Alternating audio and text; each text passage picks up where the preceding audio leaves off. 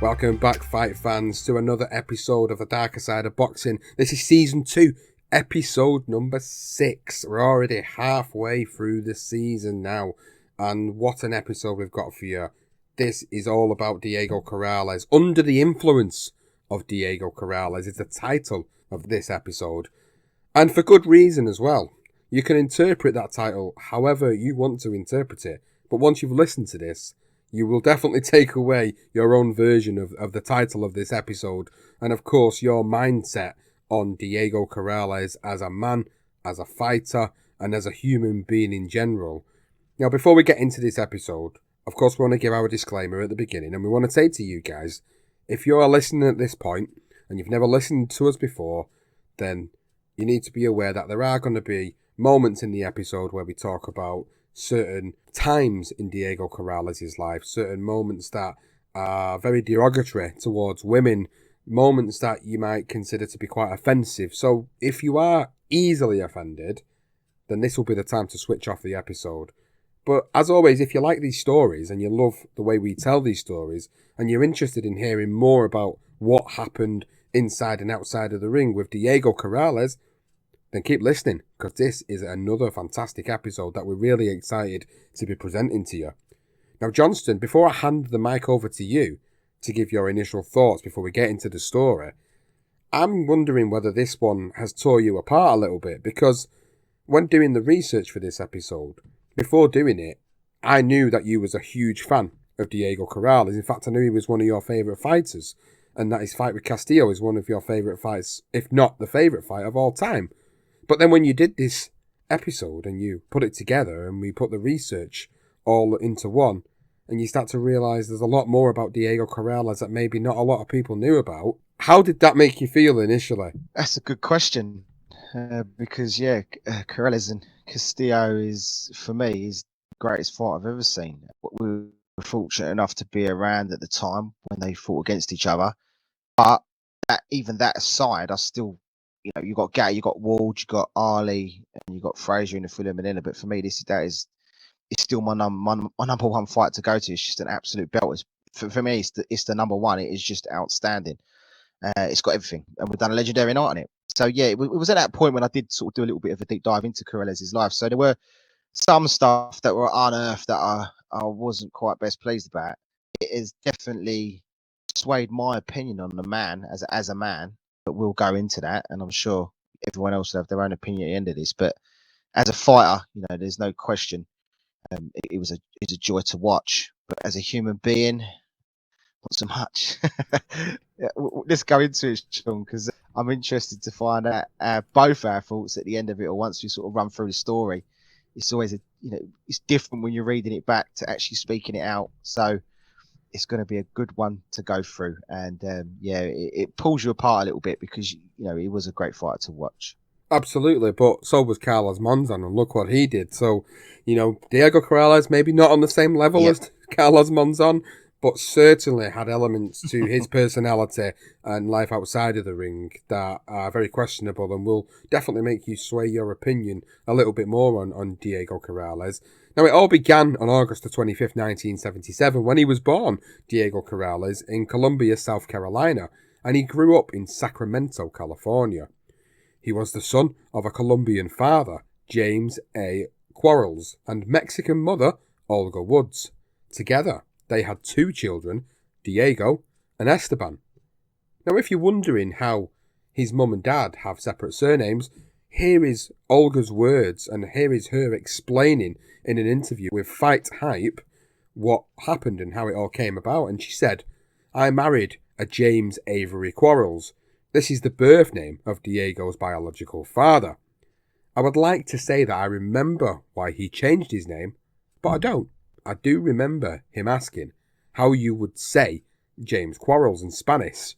I wasn't sure, but I told him Corrales, and the first name would be Diego.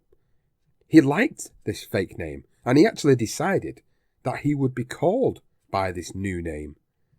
We never went to any judge or court to change this name legally, but he just began telling everyone that Diego Corrales was his name. My marriage certificate shows his legal birth name, and my divorce decree shows I divorced Mr. James Avery Quarles, and the alias Diego Corrales Sr. It was the biological father James who initially participated in an interview with Fight Hype, and he was speaking about Diego, and he tried to justify why he wasn't around for his two sons, and he said, "There is a part of me that regrets not being there, and then there is a part of me where I'm very grateful that I made the decision that I made as far as Diego, his mother, and his brother. I made the right decision. I gave them a chance. He couldn't have become a champion with me being there. I loved them enough to let them have a life that I couldn't have given them. I was way too far into crime and getting high, and my son deserved a chance, and that's what I gave him." James also said this about his two boys' stepdad, Ray Woods, and he said, "That man raised him, and he did a good job as far as raising him." Seems like a bit of a cop-out from the off there, doesn't it, from James? You sort yourself out, and then be a better dad. That would be the best thing to do. You don't get yourself a pat on the back for walking out their lives. Not for me. But just to bring a little bit of context to how we're starting this episode. So where normally we would have a lot of our information coming from family, relatives, and friends, or even the person we're discussing themselves in a book or a documentary, all we had was this interview instead, where Diego Corrales' mum and dad aired their dirty laundry in public. So we're just going to continue from that, really, to just give you a background on what Diego's upbringing was like. And James continued to speak on more about his reasons for leaving. He said, "I wanted to run with the gangsters. I didn't want to be stuck at home with a family. I didn't want that responsibility. I would never say I was right in what I did, because I wasn't. I was wrong."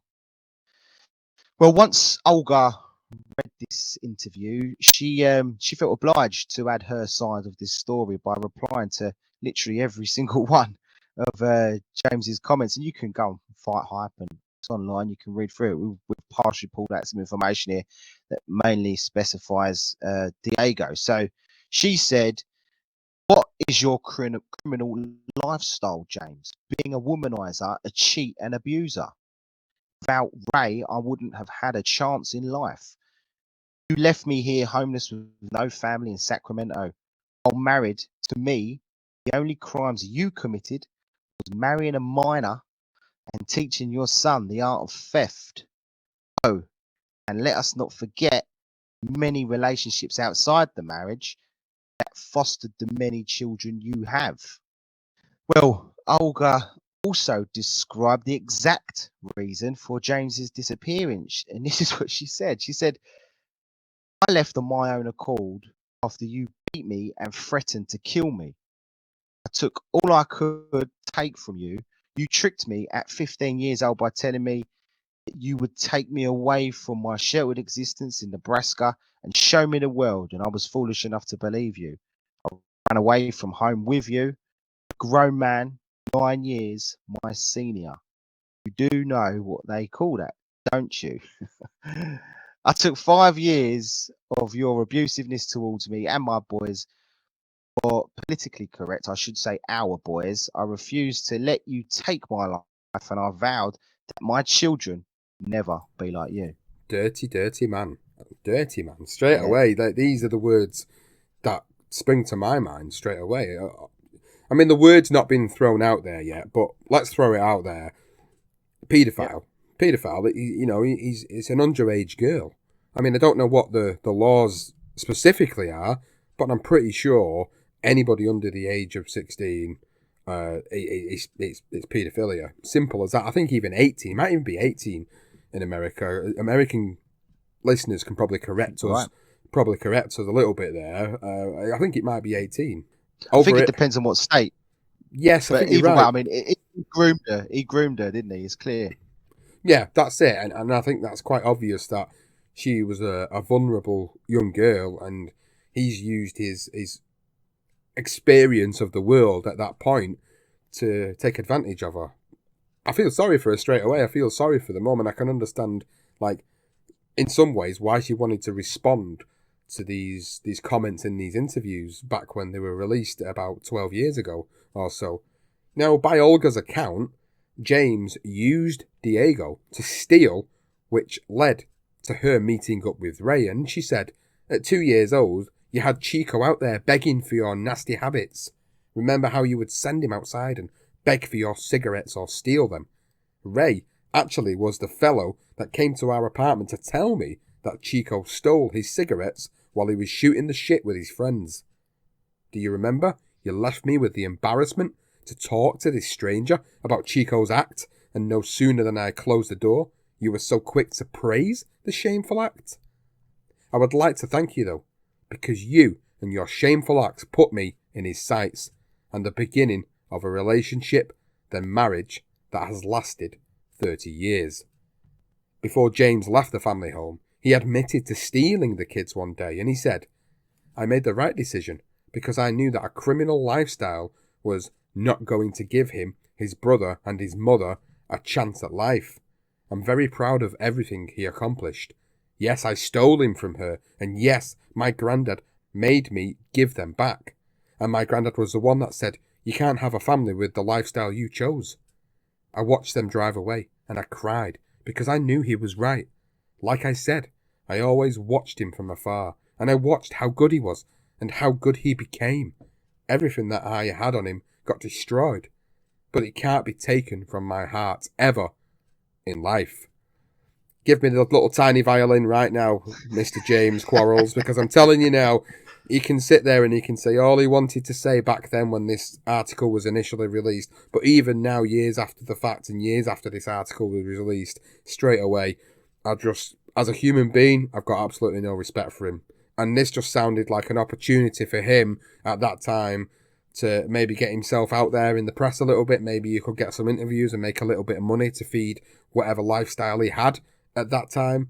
But I've got no sympathy for this guy whatsoever. He was right to not be in Diego's life, and maybe that was the only one decision he made, that he did the right thing for his sons to get out of there, because poor Diego, man, what would he have been around should his dad have been there?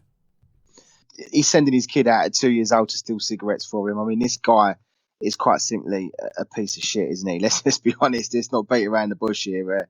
To be doing that with your 2-year-old son is just all wrong. And the fact that he mentions here about his photos or something being lost or whatever he said, Olga actually turned around and said that he burnt them in a bin as well. So, this guy's just a piece of shit, and he tried to control her, and she obviously decided to go the other way and he didn't like it. I think that tends to have been my feel of this, of what they're saying here, and we're going to continue. And of course, Olga gave a different version to that incident. She said, you stole my children from me when I left, and I let you see them and spend time with them. And I even let them spend the night and you left with them. Thank God for your Auntie Bernice, not your grandfather. After calling her, looking for you, she told me that she would call if and when you showed up. Now, her exact words when she called was, he is here, come right now to pick these babies up. He has no business with these kids. I don't know if you cried as we drove away. I have a clear picture of you coward in a corner holding my kids and telling me that you would kill them before you let me have them. Your aunt talked to you and took the kids from you. She then went on to describe James as a horrible person to me and my mum and my sister. And Olga elaborated on this claim by saying that they, as in her mum and sister, seen you, James, throw knives at me while they were visiting from Nebraska. Now, maybe you can try to remember driving them to the bus station and being so angry that they were leaving that you went ballistic and scared us all half to death. Then you threatened to kill us and you refused to give them food and money to eat with the 3 to 4 day trip back to Nebraska. Did you ever stop to think why they left? As a mother, I understand my mum couldn't watch what you were doing to me. That's why she left. James did admit, the one thing he did admit was not being the best father, and I wasn't the best husband to his mother. And he did say I was abusive. I think it was a bit more than that, but wow. Just a bit more than that, wasn't it? I mean, what a sort of a lifestyle already. I mean, what are we? We're a few pages in, like 2 or 3 pages into our notes, and already I'm like, oh my god, this guy, absolute arsewipe. I can't stand this man already. Like straight away you think to yourself, poor Diego Corrales. I mean, fortunately, he wasn't brought up solely by his father, and he had his great stepfather in place. But my word, like, this guy clearly, again, like I said before, was clearly looking for some sort of, I don't know, redemption, so to speak, when he had this conversation back in 2010/11 when he was speaking to Firehype. Now, without his biological father present, Diego was brought up by Olga and Ray, and it wasn't long before he was involved in boxing.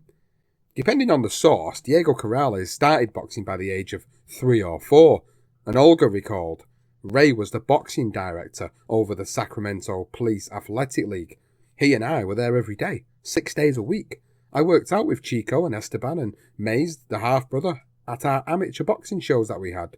I worked the door and sometimes the concession stand. Ray got to the gym after work at 3:30 and I showed up after work at 5:30.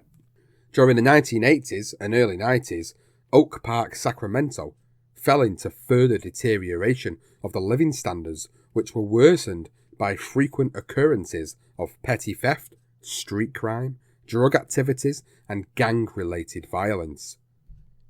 Now, here's an interesting character that we're going to bring into the story here.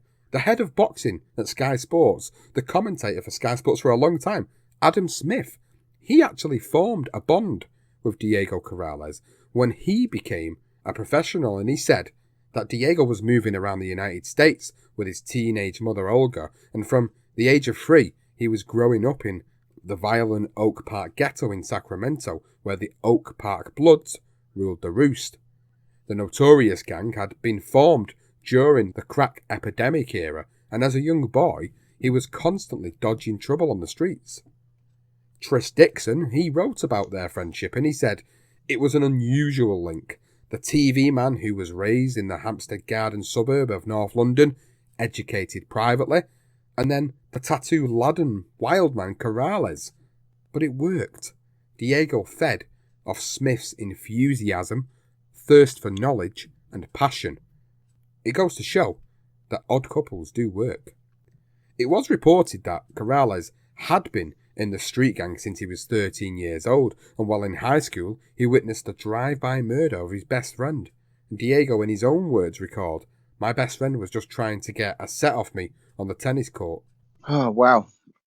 We just spoke about his dad, and now Diego's literally got it on his doorstep as well. So even though he wasn't brought up by him, it's difficult to be not to sort of see what's going on. His best friend's getting shot, and the gangs are around. There isn't absolute concrete evidence that he was a part of a gang, but he was, we're going to the stuff now. But Diego, he remembered losing loved family members to domestic violence and suicide. And it was Adam Smith again who recalled that Diego was quickly living life on the edge, talkative and personable. Talkative and personable, he would lead a double life.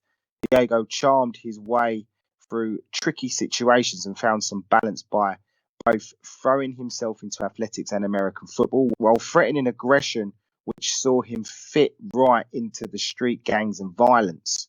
So he's obviously able to handle himself a bit. To get off the streets and out of trouble, Diego started boxing properly, taking it seriously at the age of 10 after getting into a series of scuffs in Sacramento streets. He said, "It was my dad, Ray," and he calls him my dad. He doesn't ever mention his other dad. Kept me going in the gym. I was an aggressive kid, pretty strong. I always got into fights, and Ray said, "I'll take you every day to the place where you can fight, never get hurt, and never get in trouble." You do get hurt in boxing, but I get where he's going. His first amateur fight was at 11 years old, and it's evident that he had superior skills for a boy of his age. And just off the top of my head, I do remember reading about Corrales having one amateur fight that he actually participated in with a kid that knew karate. And while they were fighting, the kid kicked him because he was beating him up. Apparently his parents videotaped it. We haven't got the footage, but just thought I'd throw that little note in there. And well, Olga trusted her husband Ray's judgment on Diego's ability in the ring, so they began to invest in his boxing career. And she said, "We believed in him so much that all our excess monies, which wasn't much, went to him and his weekly trips to the many smokers in California, Oregon, Arizona, and Colorado. We believed so much in the boys that our time and money was spent on them at the Police Athletic League." PAL, as many know, I believed so much in my son that he got into an argument with some boys in the gym, and I remember telling him, one day your name will be up in lights and you'll have the last word without ever saying anything. I have the picture that he sent me the very first time his name was in lights, and he was so proud to have seen it there. The first time was actually at Orleans Hotel. And while Diego began to work the circuits with Ray and his mum, James said that he watched them grow up from afar, and he said, I watched him and his brother Esteban grow up from afar. But Olga disagreed again, and she explained her reasons. Why did you have to see them from afar? We never kept them from you. As much as I wanted to hate you, I could not, for you gave me these beautiful children, and to hate you would mean I hated them. While continuing to progress at amateur level, Adam Smith said that Diego found some structure in the Sacramento Police Athletic League boxing gym and attained a degree in culinary arts. Now, Diego was actually a phenomenal chef, and that would really help his nutrition throughout his boxing journey. Diego later told The Ring about his rapid growth in the amateur ranks, and Diego said, I just moved so fast. My first national tournament, it was in Newark, New Jersey, and I went there with a guy who was the director of PAL in Sacramento. He was a police officer who now works for the FBI. He took good care of me. I was a silver medalist at 95 pounds and won 5 fights. I think I fought every day. I lost a decision in the final, but I got a trophy. They gave it to me for the sportsman of the tournament. Now that was when he realised, hey, this can really pay off. In 1994, age 17, he took second place at the United States Amateur Championships, losing to Frankie Carmona on points in the featherweight final. He then reached the first round of the featherweight bracket at the 1995 Pan American Games, losing to Arnaldo Mesa, and lost out on a medal after losing to Marco Rudolph at the World Championships at lightweight. But by the time he was in his mid-teens, he was joyriding in stolen cars, missing school, and generally heading down the wrong direction and into the wrong crowd. Boxing became less of a priority, especially after becoming a teenage father. So he quit with an amateur record of 105 wins and only 12 defeats. He then moved to Amarillo, Texas, and he got a job in the shipping department, working as a truck driver and a line cook at the Montgomery Ward. He might still have been there today had a talent scout from Top Rank not tracked him down, talked him out of retirement at the age of 19, signed him up with Bob Arum and Top Rank Boxing. He must have witnessed something in the amateur game to have offered him a pro contract like that. But after signing the contract, he relocated to Las Vegas to live and train and began working under the tutelage of a new trainer, Ken Adams, who was an accomplished United States Olympic boxing coach and trained numerous world champions. Then on March 19, 1996, Diego Corrales made his professional debut at the Club Rio in Arizona against Everett Barry, stopping him in the third round of the scheduled 4. During his first year as a professional, Diego won 11 times, stopped 9. In 1997, he was ready to fight for the inaugural International Boxing Association, the IBA, Intercontinental Super Featherweight title, one of them bogus titles, at the Orleans Hotel and Casino in Las Vegas against a guy called Steve Quineros, who was 16-1. The Palm Springs fighter recalled when he agreed to take the fight with Corrales. He said that I'd been training for a long time, and Lee Espinoza, his trainer, who's part of the team of Corrales at the time, told me to stay in shape. They called Top Rank, and they told us they had somebody named Diego Corrales. Nobody had ever heard of him. They said he was really skinny. Corrales went on to stop Quinones in the 4th round with a right hand to the temple. His opponent actually admitted the guy was just overwhelming. A year later, Quinones was in Las Vegas training in the Top Rank gym when Corrales showed up, and he said he was saying I was the best fighter he had ever fought and that I taught him a lot. And I told him, what did I teach you? How to put your combinations together? Now, following his first defence, a second round knockout of Javier Picardo in May 1997, Diego was arrested and twice convicted of domestic assault against his girlfriend Maria. Now, Lisa Rappaport of the Sacramento Bee-Staff Writer printed in 2000 of one of the assaults, and it reads, Corrales was arrested in Las Vegas in 1997 and pleaded no contest to a domestic battery charge. He received counselling and a $290 fine, according to the Las Vegas City Attorney's Office. The other assault was confirmed by Sacramento police sources, but neither were made public. Family members said police were called, but the victim refused to press charges. Police told relatives they would file the information in case there were future problems. His punishment was lenient, to say the least, avoiding prison, the courts, and even community service. The intervention course which he was forced to enrol in and accepted counselling made him a very lucky individual indeed. Now, the authorities must burden some of the blame for not dishing out a more severe punishment. Their excuse is always down to the victim not pressing charges. If it was one isolated incident, then you could probably understand just intervention, but 2 incidents is just pure negligence on their part. But from now on, you'll start to see a pattern emerge within the life of Diego Corrales. Oh wow, yeah, it is. It happens in '97, and it's funny because we were just speaking about his father. He wasn't around James for much, was he? I mean, what was he, 2, 3 when he left, and 3 or 4 when he kidnaps him or whatever? But look, he wasn't a part of that. But clearly, he sees something because he's starting to show those same tendencies as his father did. There's no excuse for it. I think you're right. The authorities there should have definitely done more. Always happens, though, innit? The victim doesn't want to press charges, and nothing happens. It's a crazy thing. But back to the ring, and Diego moved up in weight and claimed the inaugural IBA Intercontinental Lightweight title now, with an 11-round stoppage of Manny Castillo at the Memorial Auditorium in Sacramento, California, by the summer of 1997.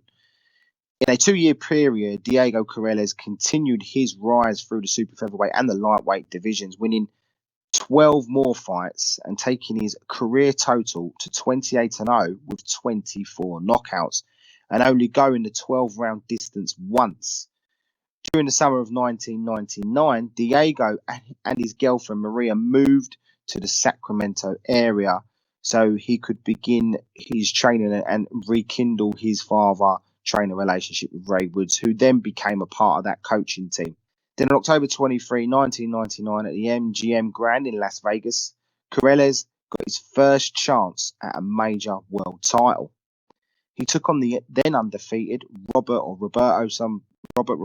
Garcia, some people call him Roberto, for the IBF Junior lightweight, and he seized his opportunity. He took it with both hands, and Garcia was cut over the right eye in the third, caused by an unintentional headbutt, before being put down twice in the 6th. Still feeling the effects from the previous round, Garcia was dropped again by a right hand in the 7th, and the fight was immediately stopped by referee Joe Cortez. After the fight, Corrales said, "This is a dream come true." He then went on to say that Robert was a great fighter, and I loved that fight. He was such a warrior. I kept hitting him, and he kept hitting me. That guy just wouldn't quit. A few years later, Garcia spoke of his fight with Corrales. He says, "Up until he knocked me out, the judges had me winning. Makes me proud that I gave up my title to such a great fighter, not just any fighter." So, he's won his first world title now. He's risen through the ranks very quickly. I know we've skimmed through his career because there's so much more information we want to go into, but promising career in the ring. It's just outside of the ring, as you elaborated to, Sean, not quite so. Now, the new IBF champion must have begun to enjoy his success, just a little bit too much, when during the same year, Kathy Cardstead, a spokeswoman for the Clark County District Attorney, said that Corrales had pleaded guilty in a Henderson Justice Court to a misdemeanor of driving under the influence of alcohol. He was fined and sent to attend traffic school. Back to the ring, and Diego made his first defence of the IBF Junior lightweight title against John Brown, taking a 12-round decision in Lincoln City, Oregon on December the 4th, 1999. Then, on New Year's Eve in 1999, Diego met Michelle Lewis, who would become his future wife and the mother of his 2 other kids. At this point, he had already had 3 children by 3 different women, as reported by the Ring magazine in May of this year, 2021, and was newly married as recent as December 1999 to Maria. Natia was one of Diego's 3 children born in 1993 when he was just 16, and the reason he decided to quit boxing as an amateur. Now, with 2 women on the go, Diego took to the ring in March and June of 2000, knocking out Derek Gainer in 3 rounds at the MGM Grand in Las Vegas on the same card as Floyd Mayweather Jr. and collecting $350,000, his biggest purse to date. Then Diego stopped Justin Chico in 10 rounds at the Staples Center in Los Angeles. Although his IBF title was not at stake for this bout, the IBF actually refused to sanction the Chico fight because he wasn't ranked in their top 10, typical of the sanctioning bodies to make their own rules up when it suited him, of course. Absolutely, and just the outside of the ring antics there. He's got a wife he's I don't know, 3 kids, 3 different women. You know, he's not even 22. Wow, holy shit! This is where it gets interesting. So after that Juco fight, so 1 month later, Lisa Rappaport and Ralph Montano of the Sacramento Bee staff writer, well, they published an incident on July 26, 2000, and this is what it said. It said, on Sunday, as in July 23rd, 2000, police were called to the Corrales home at 6:30 p.m. after neighbours said they saw him beating his wife. Now, a relative of Maria Corrales said Diego Corrales was hitting his pregnant wife on the balcony as she screamed for help. Lisa Rappaport continued in her article, and it said that Sacramento boxer Diego Corrales, who has a history of domestic violence, as you already pointed out, will be arraigned today on charges of felony domestic violence, false imprisonment, and possession of a sawed-off shotgun. Jesus. That's what prosecutors said on that Tuesday. The story is that on Sunday morning, Diego received a phone call from his pregnant wife, Maria. Now, he interpreted this call as insulting, and Diego, who by way of explanation says alcohol was involved, literally just that, returned home to assault his 98-pound and 5-foot-tall wife, Maria, leaving her battered and bruised. And Maria, his wife of less than a year, was taken to hospital and, as published by Lisa Rappaport, was being treated in a local hospital for swelling on her brain after sustaining a broken collarbone, jaw and ribs, as well as extensive bumps and bruises to her face and body, according to relatives who wished to remain anonymous. Now, in that same article, it was mentioned that given his history, Maria Corrales' family is outraged that Corrales is out on bail for $20,000, although later it is confirmed that the bail release was actually risen from $20,000 to $100,000. He was easy got at him, and he just got paid for $150,000 for his fight. Now, a relative of Maria said, "What I want to see happen is justice. They should never have given him bail. She should have pressed charges on him before, but she's young, vulnerable, and she loves him." And another member of the family said she was wary of him from the start. "He thinks he's too good. I know there was something going on with him." And it just reminds me that Bill Dwyer of the New York Times, he actually wrote that Diego Corrales was a con artist with a twinkle in his eye. And it's just something that it literally compares with this. That is a great assessment of Diego Corrales. Great on the outside, you think he is, but his pregnant wife, and he has broken her ribs and her collarbone. I mean, what the fuck, man? Sawn-off shotgun involved. He's targeting that area. I mean, it is just grisly. It really is. You just can't comprehend that. You really can't. No, you can't, can you? The thing is, you think of this guy as an animal in the ring, and we're thinking of this guy as we know him up until the end of his life and his career, ultimately. We think of the warrior that he was in the ring, and that's ultimately what you think about when you first think of Corrales. But then when you go into the depths of his life outside of the ring, you start to realise, actually, he's got these tendencies that you mentioned earlier from his father. It's like, why is he carrying on this vicious cycle from his father? His father was an abuser. He was practically a paedophile. He preyed on a young girl who turned out to be Diego Corrales' mum. And now Diego Corrales, at this point in his life, is with a young girl who's vulnerable. Clearly she's besotted by him and willing to take that level of abuse from him. But I think the authorities clearly didn't do their job. Because why was he allowed to continue to do this? Why was he allowed to just get out? It was a $20,000 bail. Okay, it got raised to $100,000, but at this point of his career, he's starting to make some very, very good money. And then the people around poor Maria, they can see this happening to her. They can see it, and they must have felt helpless, not being able to do anything about it. And Maria's mother said that she was unhappy that he could get out of jail because he's famous, and she said anyone else would be in jail. She loves this man, and he said that he is going to take care of her. Thank God the baby is still alive.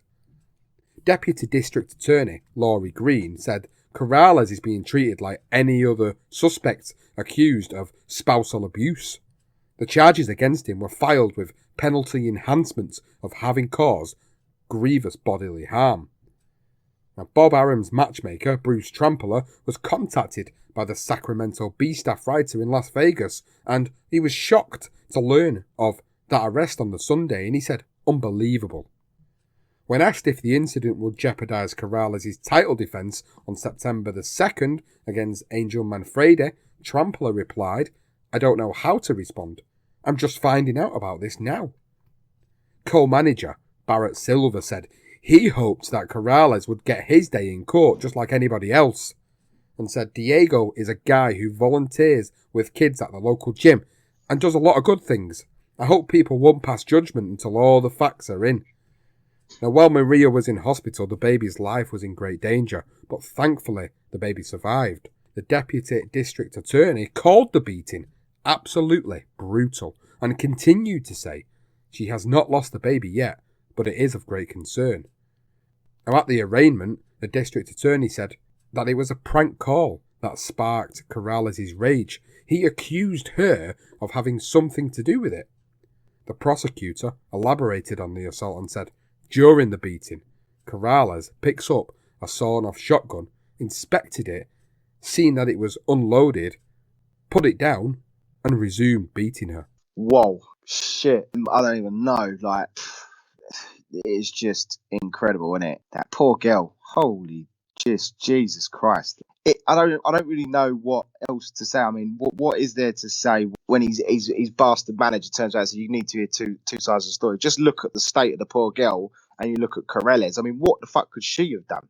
Let's be honest here. Even if she did have a gun, what could she have done? Even if she did, you'd get it off her and whack her once. You didn't beat the living shit out of her. That's basically what he's done. And the fact he knows she's pregnant, it's not like he doesn't know she's pregnant. And he's broken her ribs. I think he breaks 3 ribs, which we'll go into in a sec. But wow, oh my God. But French boxing journalist Thierry Chamberfort visited Corrales while on bail during training for the Manfredi fight, which was in a secluded ranch 15 minutes from Las Vegas.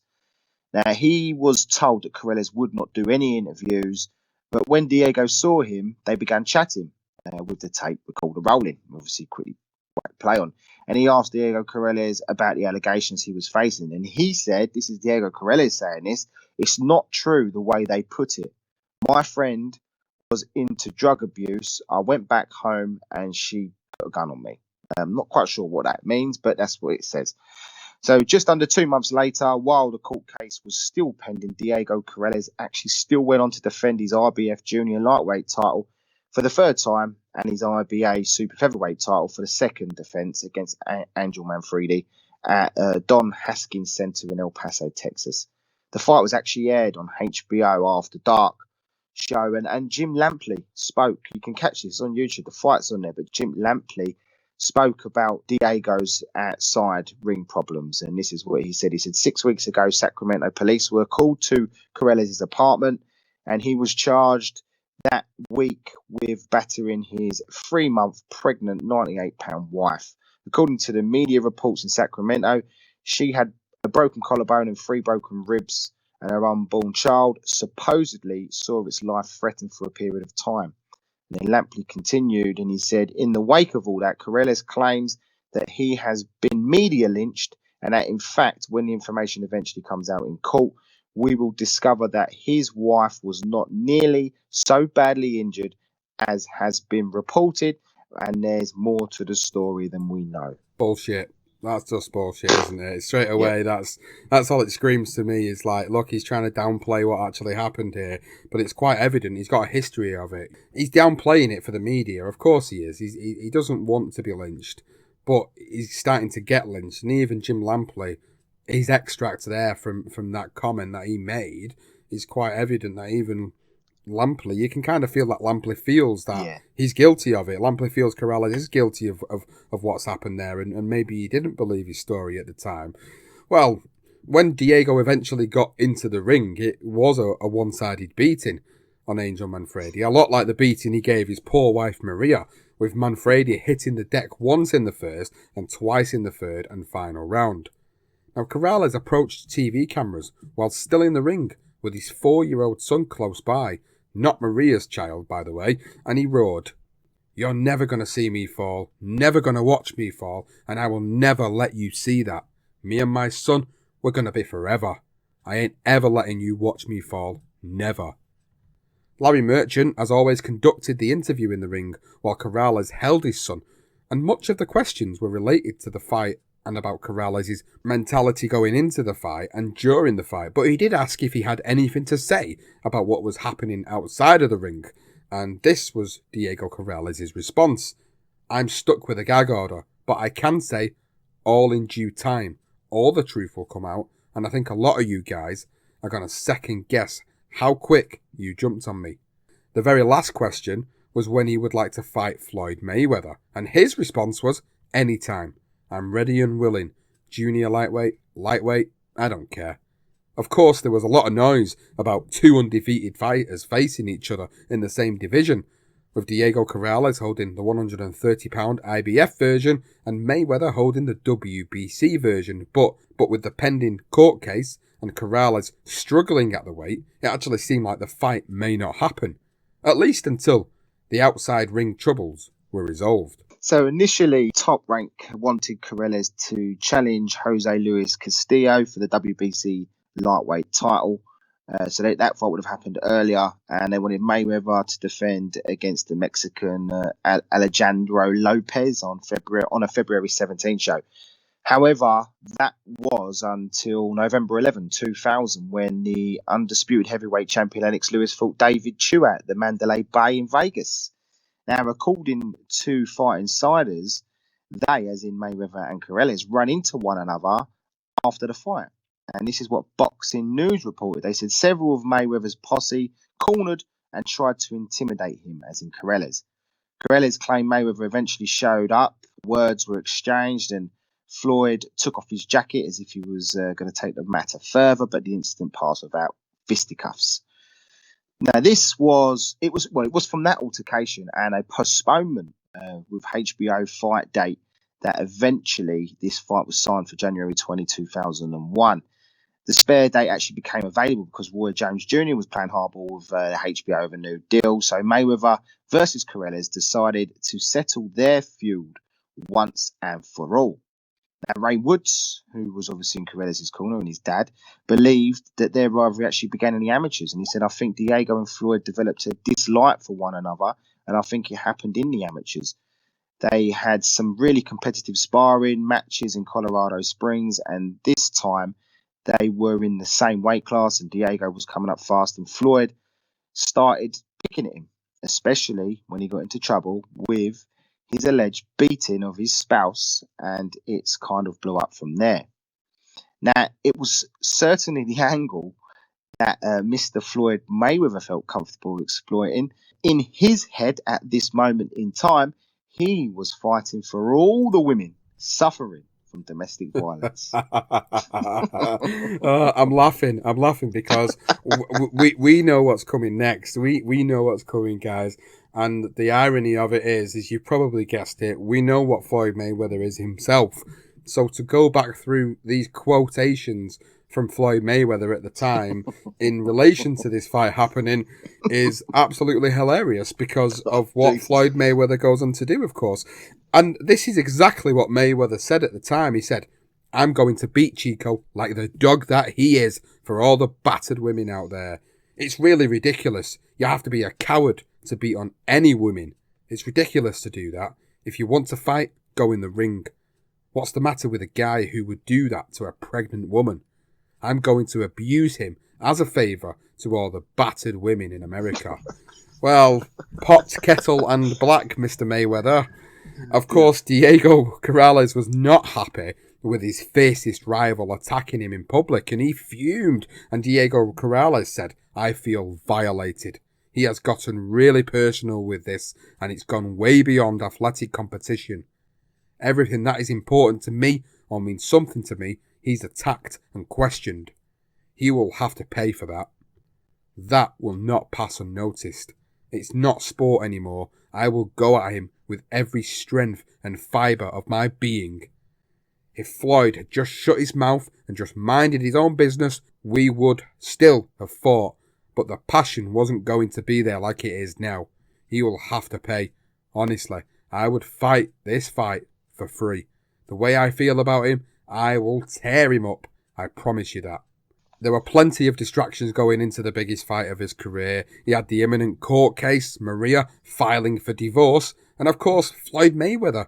Well, they weren't the only concerns. He actually discovered that his IBF world title had been relinquished by his managers, Cameron Duncan and Barrett Silver. They notified the IBF that Corrales could not make the 130-pound weight limit anymore and said that he would be moving up instead. Wow, some brilliant quotes there from Mayweather. Holy shit, that's brilliant. Oh, Jesus, absolutely brilliant. It's just great how we get the benefit of time here, don't we? We can see into the future with this shit. It's brilliant. So Diego said that he had never agreed to give up his world title, his IBF world title. And this is what he recalled. He said, I had a real estate company at the time in Phoenix. Next thing I know, one of my friends comes up on the computer and says, you vacated your belt? I'm starting to read this article about me giving up my title. And I felt like I didn't have the opportunity to give up my belt. It was my right to give up my belt. And to be fair to him, he was right. Conveniently, though, it was another Duncan and Silver fighter, Steve Forbes, who actually went on to fight and win that vacated IBF belt. So a little bit of in-house tactics there from his management team. And Diego, rightly, he filed a grievance. The one time I will back him for this is, yes, he filed a grievance with the Nevada State of Athletic Commission, and he sued his managers for an undisclosed fee. Diego brought in a new co-trainer, Miguel Diaz, for the fight as well, for this Mayweather fight, who actually was interestingly had been working in Mayweather's corner looking after his cuts. He had actually chosen to remain in the neutral corner, but with a guaranteed cut of a 1.4 million from Corrales' purse, meaning a title sum of 70 grand for himself instead of the 34, which he would have got if he had stayed in Floyd's corner. Mayweather, apparently this is Mayweather, give him his blessing and to follow the money. Mayweather loves to follow money, so it probably doesn't surprise me if that was the truth. Not that Mayweather would have bothered. He was making a nice 1.7 million for himself, or he was still with Top Rank at this time. Now, the war of words obviously continued throughout the build-up, and Mayweather repeatedly felt like he was being painted in a picture of the villain, and he couldn't understand this. He said, I feel like it's this. I turned off the money and I'm the villain. This guy, Diego Corrales, allegedly cracks his wife in the ribs and she's pregnant, and I'm the bad guy. The only thing I'm looking forward to doing is winning. The fact was that both were painted in a bit of a bad light. Clearly, Mayweather was the mouthy, cocky little git, and Corrales quite simply was the wife beater. So don't read too much. It was just Mayweather playing his tactics. He was never he's either love him or you hate him when he was that character. And obviously Corrales, not in a good light at all. Well, this was when he was Pretty Boy Floyd. This is when he went through that persona of Pretty Boy Floyd, when he was an arrogant, cocky twat. Nobody liked him. I never liked him. I never appreciated him for his skills at that time because I hated him because he was a loudmouth. I hated seeing this guy coming across these shows on our screens and thinking, who is this arrogant piece of shit? And that's how it made me feel at the time. I was about 14, 15 at that time, and I was thinking, God, who is this guy, man? You know, who's this cocky guy? And you kind of wanted him to get beat. So that kind of took away some of the stuff that went on outside of the ring for Corrales. And I'm not condoning any of that. Of course we're not. But you didn't know all that information. And as always, when they present you these types of fights, they're not going to present the show and say, we've got one guy who's a cocky guy and one guy who's a wife beater. Exactly. They're not going to sit there and say that, are they? No, so they're not no. going to let you know, as a fan consuming it, you're not going to really understand the context in which Floyd's going at here. All he's saying is that there's been some allegations. You know, we don't know it as fans at the time, if it's true or not. Well, Corrales, he returned the insults back to Floyd, and he said, as a person, it's a shame, a crying shame. The things he's done, like kicking his own father out of his house, something like that, is uncalled for. Floyd's a guy who acts tough when he has 7 or 8 of his buddies around him, but this time it's going to be just me and him. Well, to add some more spice to this, if this fight didn't need any more spice, well, what happens next just adds even more spice to the equation, because Floyd's manager at the time was James Prince, and he decides to invite Diego's battered wife, Maria, to not only sit ringside, but to sit ringside in Floyd Mayweather's corner to watch Corrales take a beating like she had taken a beating. Now, thankfully, she did refuse, but the audacious fact that this invite actually happened is crazy. But let's go to the fight, Johnston. Let's talk about this fight. It was probably one of Mayweather's best performances, but Diego, it was probably one of his worst. Although he was clearly suffering with weight issues, Diego claimed that making weight had been hard, but that was probably the understatement of a lifetime. He did everything you could possibly imagine to make that 130-pound weight limit. He starved himself, eating nothing but grapefruit and ice cubes. He ran in rubber suits, steam baths, well, you name it, he did it all. But all that effort was not enough. Diego still needed to shed 8 pounds on the morning of the weigh-in, but still came in at 132 pounds. Now, he managed to sweat off the extra 2 pounds he needed in a sauna and make the limit, but on fight night, Corrales, according to HBO's unofficial scales, had actually put 16 pounds on since making the required weight, just over a stone. Dan Raphael actually wrote this on the fight for USA Today, and he said, Mayweather retained his junior lightweight title by decking Diego Corrales 5 times en route to a dominating 10th round TKO on Saturday night before 8,126 fans at the MGM Grand in a performance that should rocket him up the mythical pound-for-pound list. This was one of Diego's worst performances, and the weight was obviously an issue, not suggesting that if he was not having weight issues, this result wouldn't have been any different, because Floyd, in that pretty boy persona, was actually quite entertaining to watch. He was quite an attacking fighter at this point of his career, and he was entertaining. And I think with all the stress and strain, the weight issues, the anger, the resentment towards Mayweather, I think looking back in hindsight, you can see that it had affected him massively. I think so. I think with Corrales, it was clear to say, I mean, he should have been fighting 130 pounds. And, you know, we did it, just going off the subject here, this is something that Canelo, like, thinking of the Canelo fight, you know, he will try to take every advantage he can, as in Mayweather will take that, and that's fighting someone younger and forcing someone to fight down a weight. You know, he done that with Corrales. He should have fought him at 135, and we'll go into that in a minute. But, Corrales, he admitted that I didn't really realise till the 3rd or 4th round that everything was going bad and I was cramping up. My legs started cramping real good, and I'm going, what's the deal here? Well, we can tell you that was the weight loss, Diego Corrales, and that's the reason for your legs cramping. That sudden drop of 8 pounds in the morning and then another 2 pounds and then a dramatic 16-pound gain is within less than 48 hours is not good for you, and that was clearly the problem. So Mayweather was way up on the cards when he dropped Corrales with that left hook midway through the 10th. He'd obviously been down as well a few other times before that, but the second knockdown in that 10th round, Ray Woods correctly run up the steps and threw in the towel while Corrales shouted at his dad in absolute disapproval. Diego Corrales is fuming and he's screaming at Ray, saying, "What the hell are you doing?" He then revealed after, if you haven't seen it, have a look at it. You can see Corrales is getting battered, and he was absolutely right to throw in the towel. And this is what Corrales said sort of after the fight. So he said, "I would rather fall dead in that ring than let a fight pass me by like it did. I don't think I talked to my dad for about 2 weeks after that. I couldn't bring myself to talk to him about it.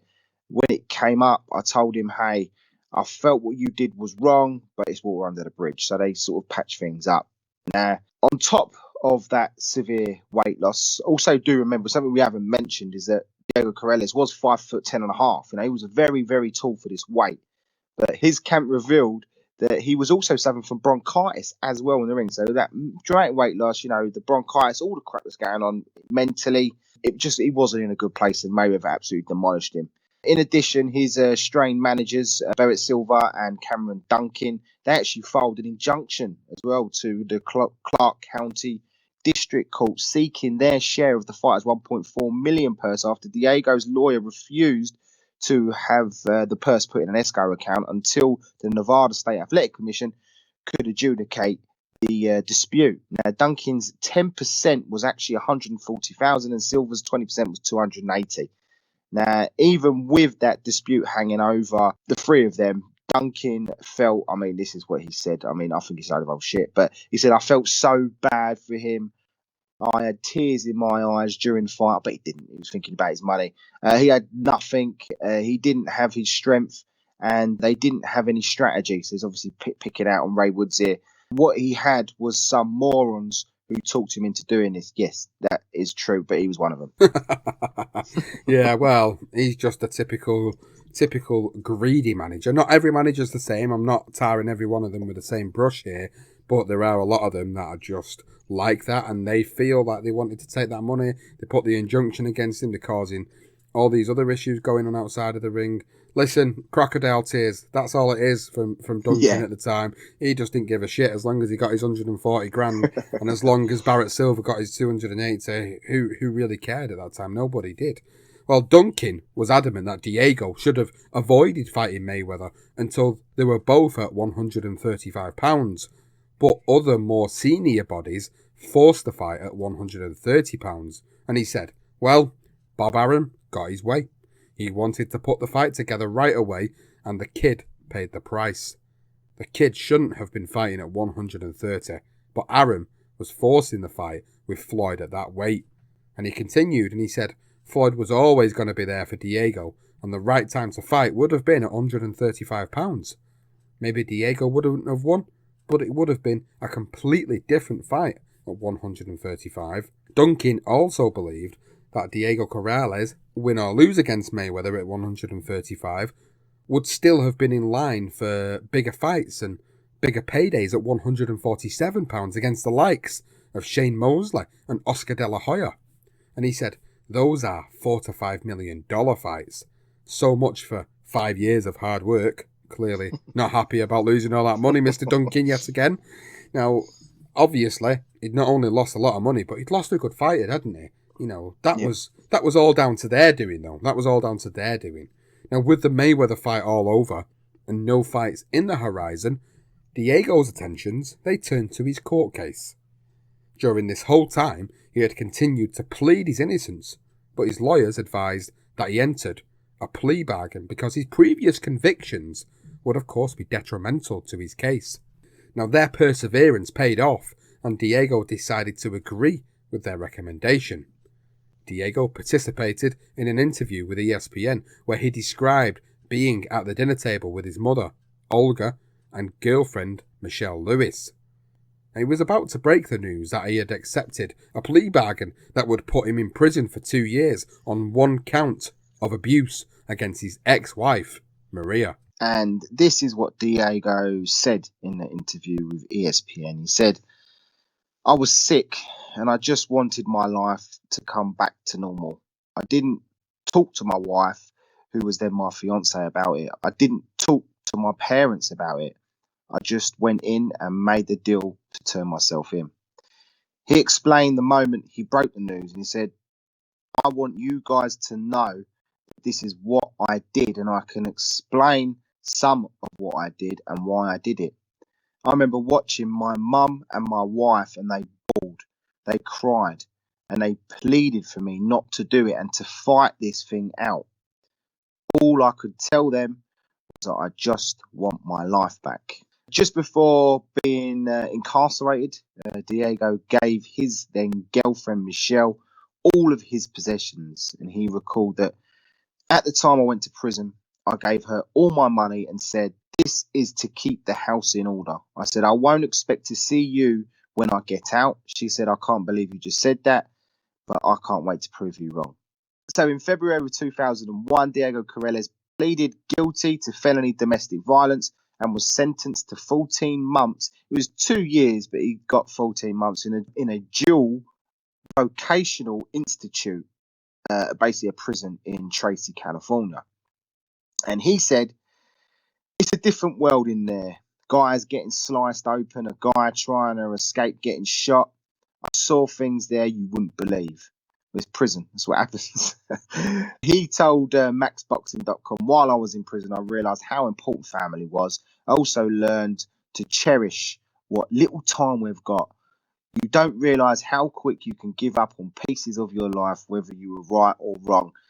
Look, he's doing his time. I think it's a very, very lenient time. 14 months for me is not enough for what he did. But and the fact he accepted a plea bargain just rings bells. He knew he was going to get longer. He would have got a lot longer. I don't know what it was. I think it was something between like 5 to 7 years potentially. Probably would have done about another 2 more years if he'd have gone through all the court process.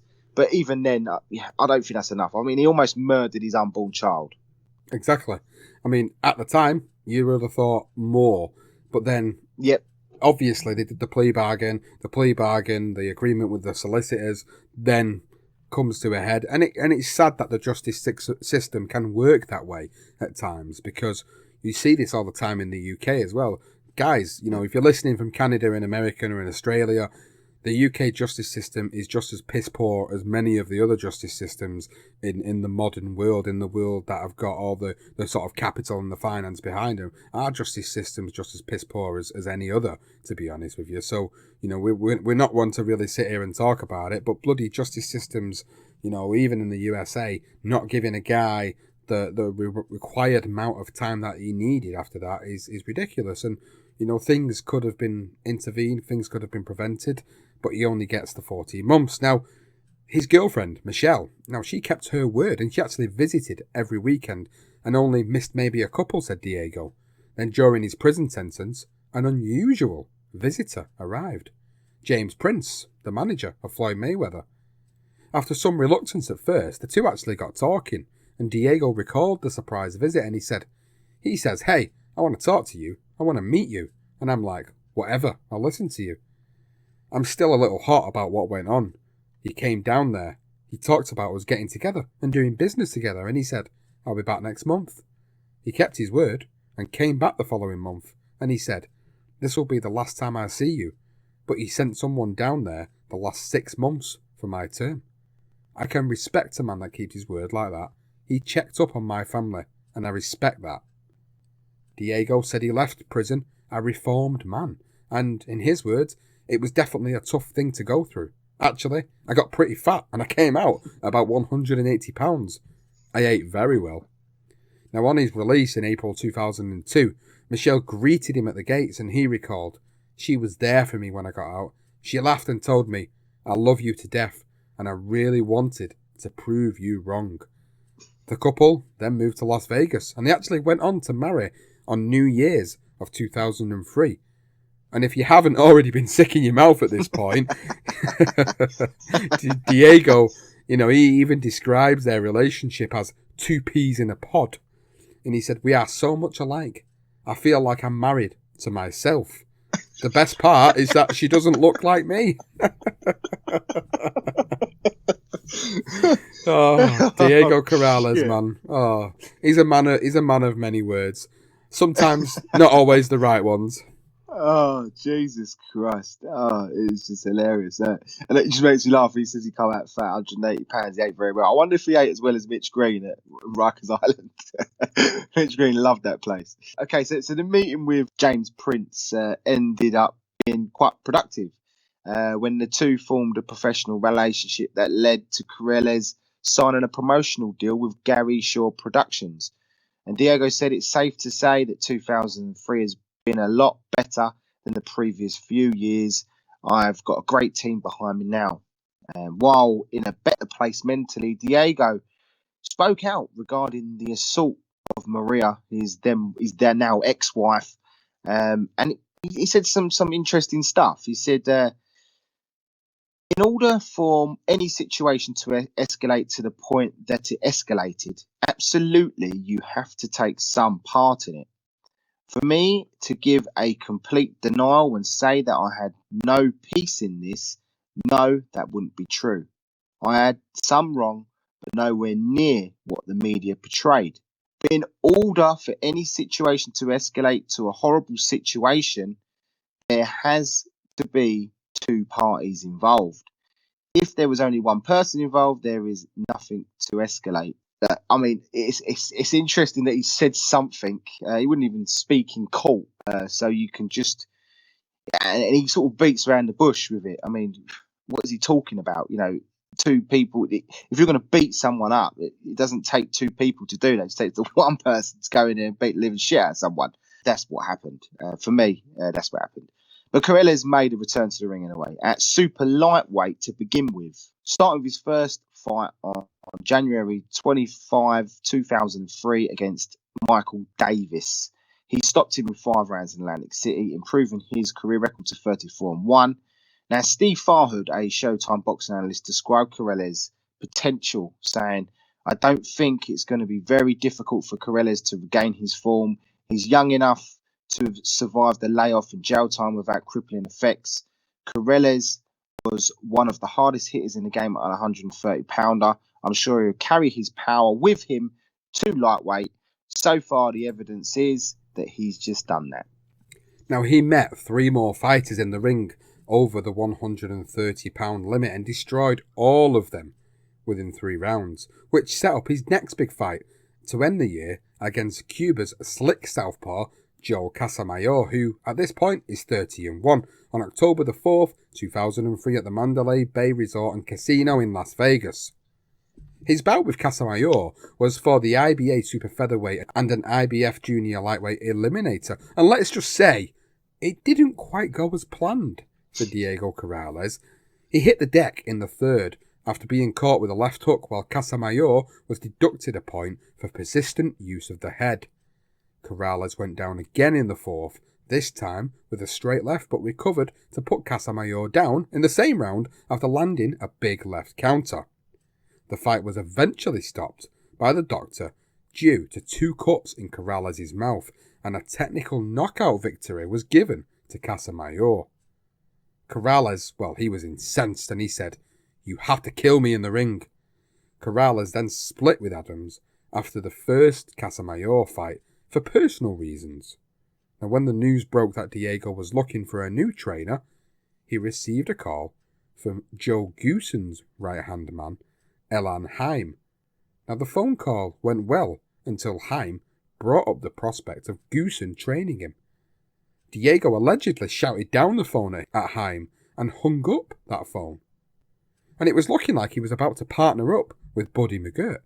But just before they were due to start camp, McGirt received an offer that he couldn't refuse, full payment of $60,000 up front from Casamayor's promoter, Team Freedom.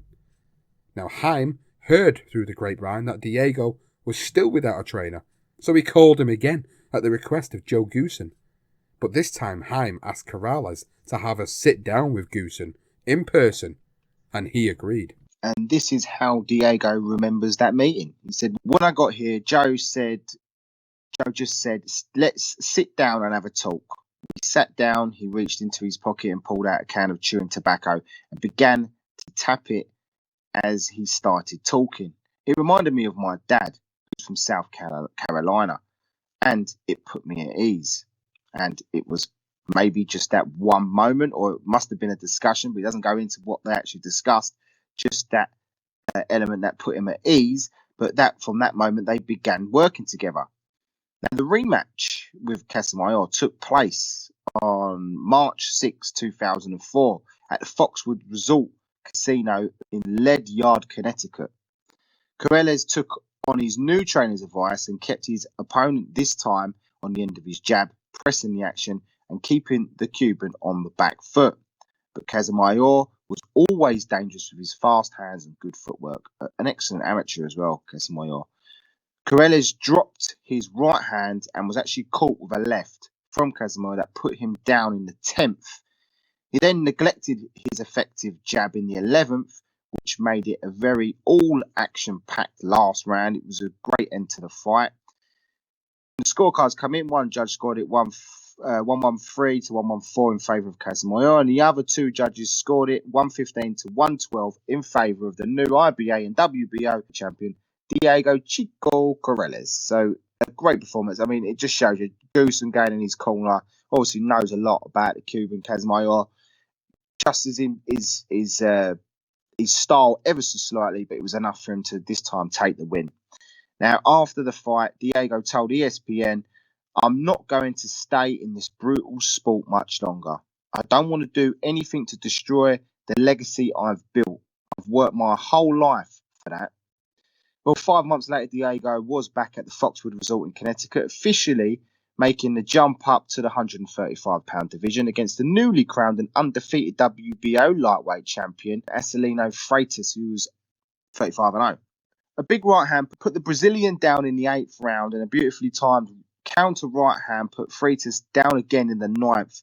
Feeling the power of Corrales' punches, Freitas spat out his mouthpiece twice, actually getting a points deduction for one of those incidents. You know, we'll speak about this in a minute.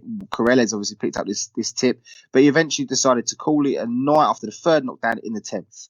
And Corrales was down on the scorecards before the knockdowns, but his power made it completely irrelevant. Now, Corrales dedicated his victory to his trainer, Joe Goosen, and in the process inflicted a first career defeat of the hard-hitting Brazilian. Now, moving forward to May the 7th, 2005, Diego Corrales took centre stage alongside Jose Luis Castillo, who was 52-6-1, in a career-defining and legacy-making bout that will be remembered as one of, if not the best boxing bout you will ever see. Now, the backdrop was the Mandalay Bay Event Center in Nevada. The belts that were on show were Corrales' WBO lightweight title, Castillo's WBC version, plus the ring and lineal lightweight titles. Many felt that Corrales would try to box his way to victory, but as revealed by Joe Goosen, that was never the plan, and Goosen says, "People thought we were going to box, and we made them really think that, but I felt Castillo just applied too much pressure, that we would have to beat him at his own game early, break him down." Diego was actually a really great inside fighter too, but we'd never really seen it. I'd noticed flashes, so we decided to sit in the pocket. Nobody thought we were going to submarine the guy. Remember though, Diego never backed up in his whole life. Now those brave tactics transformed this fight into one for the ages. Corrales hit the canvas twice in the 10th, spitting his mouthpiece out after each knockdown, something that he'd picked up from the Acelino Freitas fight, as we mentioned. And it was a controversial moment because it gave him the extra recovery time that he so desperately needed, while his corner rinsed out his mouthpiece, giving him extra time. It also gave Joe Goosen that moment to bark his no-nonsense instructions before the fight resumed. And it was something to the effect of, "You've got to get in fucking side on him now." Now with those commands still ringing in his ears and in all sorts of trouble, Diego Corrales fights back like a wounded animal and lands a terrific left hook that rocks Castillo and sends him back to the ropes. Corrales then throws another big left that takes the life out of Castillo and lands a barrage of punches until the referee Tony Weeks decides to step in and call it a day. Now this is something, Johnston, we have done as a Legendary Night. Yeah. So if you haven't listened to our Legendary Nights podcast, this is a good cheap plug moment for us to tell you to go and listen to that podcast, because we do go into the full build up for this fight, the breakdown of it, the aftermath of the fight, But this fight, Johnston, just had a little moment to touch on it of the legacy that it left for Diego Corrales, because whilst this is not a career profile, and we do speak a little bit about his boxing career, it was this one moment in his career that left the legacy that we now know. I can't even tell you enough that the fight, if you haven't seen it, if there's anyone out there that hasn't seen this fight, then please go on YouTube and get it. It's great quality, it's recent stuff. So you get great footage of it. You get, it's just one of the greatest fights I've ever seen. I mean, especially the 10th round. I mean, for him to get knocked down twice and then get up and finish. I mean, you're looking at Weeks and you're thinking, if Weeks is going to call this off, and then for Corrales to just turn it on his head, use the little gum shield trick that he picked up from Freitas, and it just gave him enough time to just recover. But even before that 10th round, I mean, that 10th round is outstanding, but the fight itself is just mesmerising. It really is a fantastic fight. I mean, yeah, we spoke about it on the Legendary Night, and we have plugged it, but wow, it's stunning. So, for the fighter's perspective, I mean, this is career defining. I mean, everyone's talking about this fight. Everyone's pumped about it and feeling elated about life. A couple of weeks later, Diego actually told Clifton Brown of the New York Times, "I'm young and I'm strong. I don't have a lot of bad habits. I love what I'm doing and I rise to the occasion for big fights. I can see myself fighting twice more before the end of the year." Well, after the stunning first fight, it was inevitable that there would be a rematch. And it was agreed to take place at the Thomas & Mack Center in Las Vegas on October 8th, 2005. With fight week fast approaching, the New York Times reported a bizarre incident at the weigh-in for the rematch when Dr. Armando Barak, a member of Castillo's camp, actually tampered with the scales. Barak put his foot underneath the scales when Castillo made his second attempt to weigh in. Mark Ratner, the executive director of the Nevada State Athletic Commission, caught Barak with his foot under the scale. And Ratner said, "I looked down at the guy's shoe and I got a little bit irate. I saw what he was doing." Barak was actually fined $1,000 and was not allowed to work Castillo's corner for the fight. Ratner also fined Castillo 10% of his $1.2 million purse, with half going to Corrales and the other half going to the state of Nevada. The New York Times also reported that Fernando Beltran, Castillo's manager, actually blamed Barak for the boxer's inability to make weight, and Beltran anticipated that Castillo, who had been in trouble making weight in the past, a lot like Corrales, might weigh 149 pounds on the Saturday afternoon. And Beltran said, "I want to apologise to all the press and all the boxing fans because this is not correct. To come to a fight, for a fight to come in overweight, I am fine with the money sanctions for each pound." He was over 147. His trainer, Beltran, he said that he was a very manipulative person, and in the most important fights of Castillo's career, he was very irresponsible. Just had to stick that in because it is, Corrales struggles with the weight, and so does Castillo. They have this magnificent fight in their first fight, but this is a common theme that sort of goes on in their careers. And it is it just shows you that how these fighters do get exploited and how they try to get any advantage in boxing. And I think that's a great little story there of what Castillo's corner tried to do, his team tried to do to get the advantage going into that ring against Corrales. Dr. Barak, what an absolute arse. What an absolute arse he was. He's like trying to absolutely mess with the scales. Like, honestly, the things people will do just goes beyond belief. Bloody hell, talk about drugs cheats in the sport, and you get guys that are just like doing these types of actions. I mean, obviously we don't have social media at this time, really. Social media is only just starting to sort of slowly creep in 2005. But yet, look at these guys thinking they can get away with stuff like this. Wow. Now, on the night of the fight, Jose Luis Castillo, now 52-7-1, weighed 147 pounds and fought for no world title. But he conclusively ended the bout in the fourth round with a left hook to Corrales' chin, who weighed 149 pounds 2 hours before the fight. Now, it was a good fight while it lasted, but the better man did win on the night. Corrales refused to use the weigh-in as an excuse by saying, I'm not going to muck up his win by even entertaining the thought that he had an unfair advantage. Whether he made the weight or not, whether he had an advantage or not is not the point. He landed a great shot. I made a big mistake. I dropped my right hand and I paid for it. I chose to accept that fight because of my pride, because of my honour, and because people deserved to see a fighter do his job. If this fight doesn't happen, this is bad for the sport. Well, his manager, Corrales' manager, wasn't so humble. Gary Shaw said, if Castillo doesn't want to fight at 135 pounds, then be man enough and say we can't make the weight. I promise you this will not happen again. Now, if only Diego could have taken his manager's last sentence on board when making a simple life choice, like not driving when you're under the influence of alcohol, of course. Now, later in 2005, Diego Corrales was arrested for drink driving.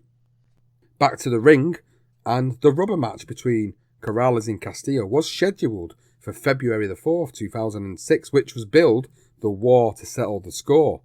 But Diego actually picked up a rib injury in training, so it was postponed and rescheduled for June the 3rd, 2006. With his fight against Castillo waiting on the horizon, Diego should have been in the gym. Instead, it was revealed by Kathy Carstead, the spokesman for the Clark County District Attorney, that on March 1st, 2006, Diego was arrested again and charged for drink driving.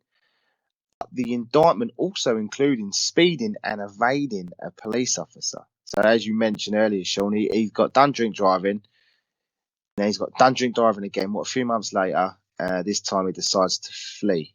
They obviously catch up with him, but wow. So 3 months later, the rubber match was set.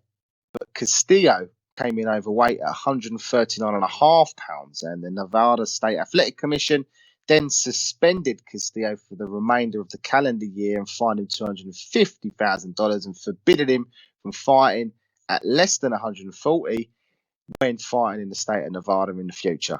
There you go, son of a bitch. You ain't going to keep fucking up your weight here. Here's your money, and tell her you ain't fighting for a whole year unless you're fighting over 140.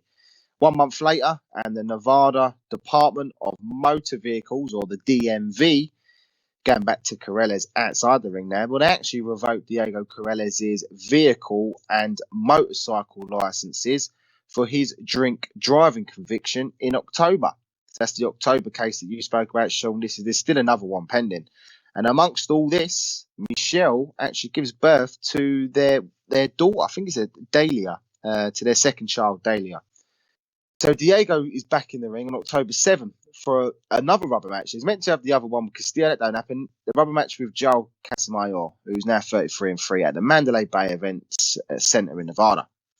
Corrales struggles to make the 135-pound limit. As you know, he struggled to make the 130. Now he's struggling to make 135. He comes in at 139, but this time he was unable to shake off those extra pounds like he did before the deadline, and he lost his titles on the scale.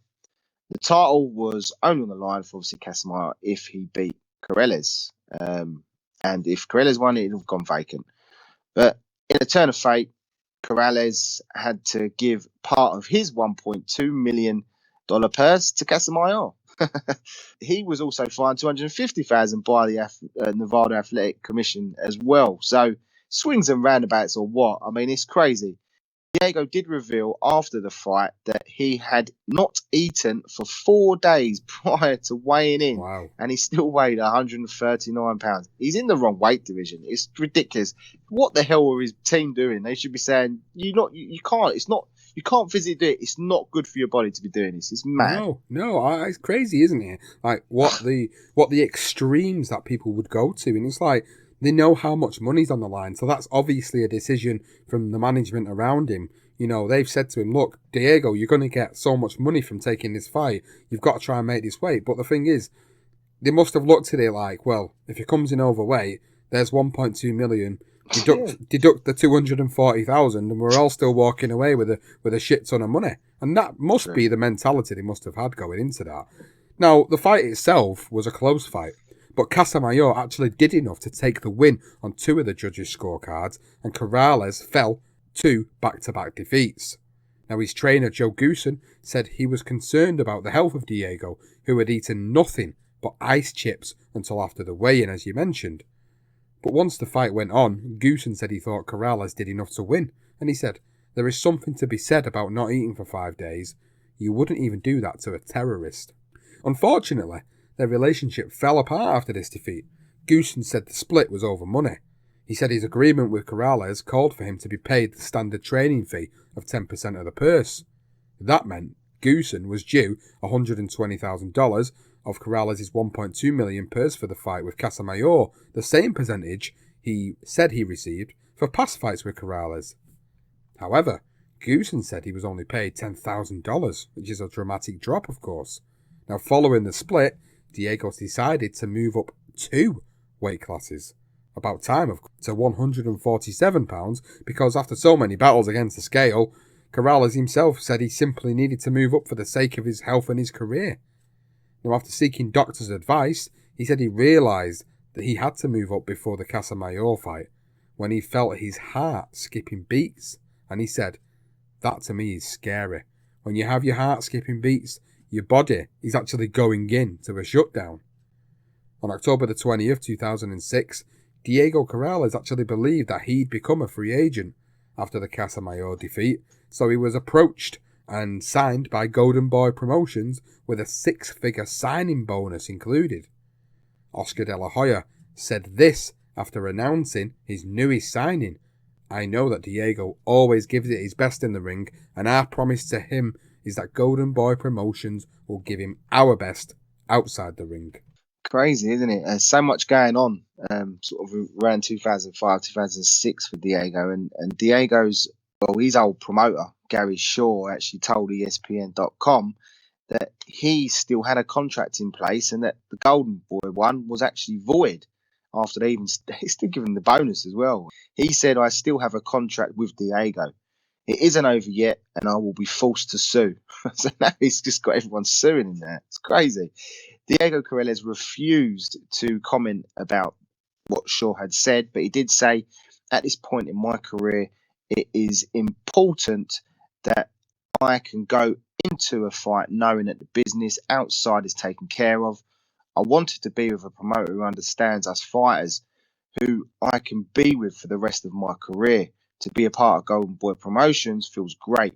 I feel happy, energized, and ready to take on all challenges and make another run at the World Championship." And Sugar Shane Mosley was a close friend of his. He was with Golden Boys, and I believe it was Shane Mosley that sort of encouraged Diego to sign. And on January 2007, Diego Corrales faced arrest for failure to appear in a Las Vegas court for that other DUI charge, revealed Kathy Carstead. Now, Diego's lawyer, Mark Risman, said the 2006 DUI case was being resolved. That was basically what he said. And the reason for Diego's no-show was because he was in training camp at the time. He was supposed to have appeared in court. You got to weigh it up. You're in training. You got a court case. Just go court and then go in training. Like maybe run to court. I don't know. Fucking hell. Diego would need to make sure he arrived in court for another future lawsuit, otherwise facing losing thousands, when Joe Goosen now files a grievance against him in March 2007. 1 month later, and Corrales was back in the ring for what he didn't realise at the time would be his last against Joshua Clottey. He was 30-2, but it was fought at 149-pound catch weight. Probably not a bad idea. The fight took place on April 7, 2007 in Springfield, Missouri, and would be the only time he would ever fight over that 135-pound limit. After being knocked down in rounds 9 and 10, plus at a point deducted for once again spitting out his mouthpiece, Corrales lost by unanimous decision. So he's got a lot going on at this moment in his career, hasn't he? You think about what's going on outside of the ring. He's got Joe Goosen suing him. He's going to have the legal fees for that. He's got the legal fees for the DUI case and whatever's going to come out of the back of that as well. So, you know, there's quite a lot going on here at the moment. Enough to sort of make you think, like, what is he going to do next? What has he got to do next to kind of get through this? He goes in the ring. He obviously goes and fights Joshua Clottey, loses to Joshua Clottey. And in the ring at this point, he's starting to look a little bit like he's maybe on the decline a little bit. But you kind of still feel that he's got a few good fights in him left. I mean, you think about the weight limit at the time and you think of the guys that were there at the time. There's many fights that he could have been involved in. But outside the rings, things were just really slipping badly. Now, Diego Corrales' life, it would take a devastating turn on the 2-year anniversary of the Castillo clash. Around 7:15, on Monday, May the 7th, 2007, Diego was heading north on Fort Apache Road, a busy residential street about 7 miles west of the Las Vegas Strip, while on his 2007 Suzuki GSX R1000 motorbike. Now, he had just purchased this bike 2 weeks earlier and was wearing a full-face shield and a helmet. The residential area Corrales was travelling through was a 35-mile-an-hour zone. And let's just say he was travelling at some speed, as he liked to do, of course. Now, he tried to pass the car in front, but he struck the back of a Honda Accord as he approached the Russell Road intersection. Diego Corrales was thrown from his motorcycle more than 100 feet into oncoming traffic and collided with an oncoming Mercedes-Benz. Diego Corrales, aged 29, was pronounced dead at the scene. A witness to the accident told the police that Corrales was going considerably faster than the speed limit. A Florida man who was driving the Mercedes-Benz actually escaped injury, and a 39-year-old Las Vegas woman driving the Honda that Corrales tried to pass reported a minor shoulder injury, police said. Las Vegas police blamed speed and rider inexperience for the accident.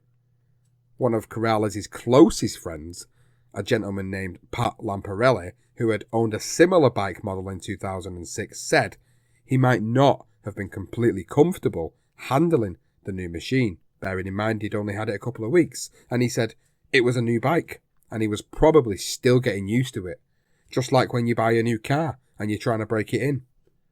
Police said his speed appeared well above the 35 miles per hour and that it will take about 2 weeks to receive the results of drug and alcohol tests before they could confirm the exact cause of the accident.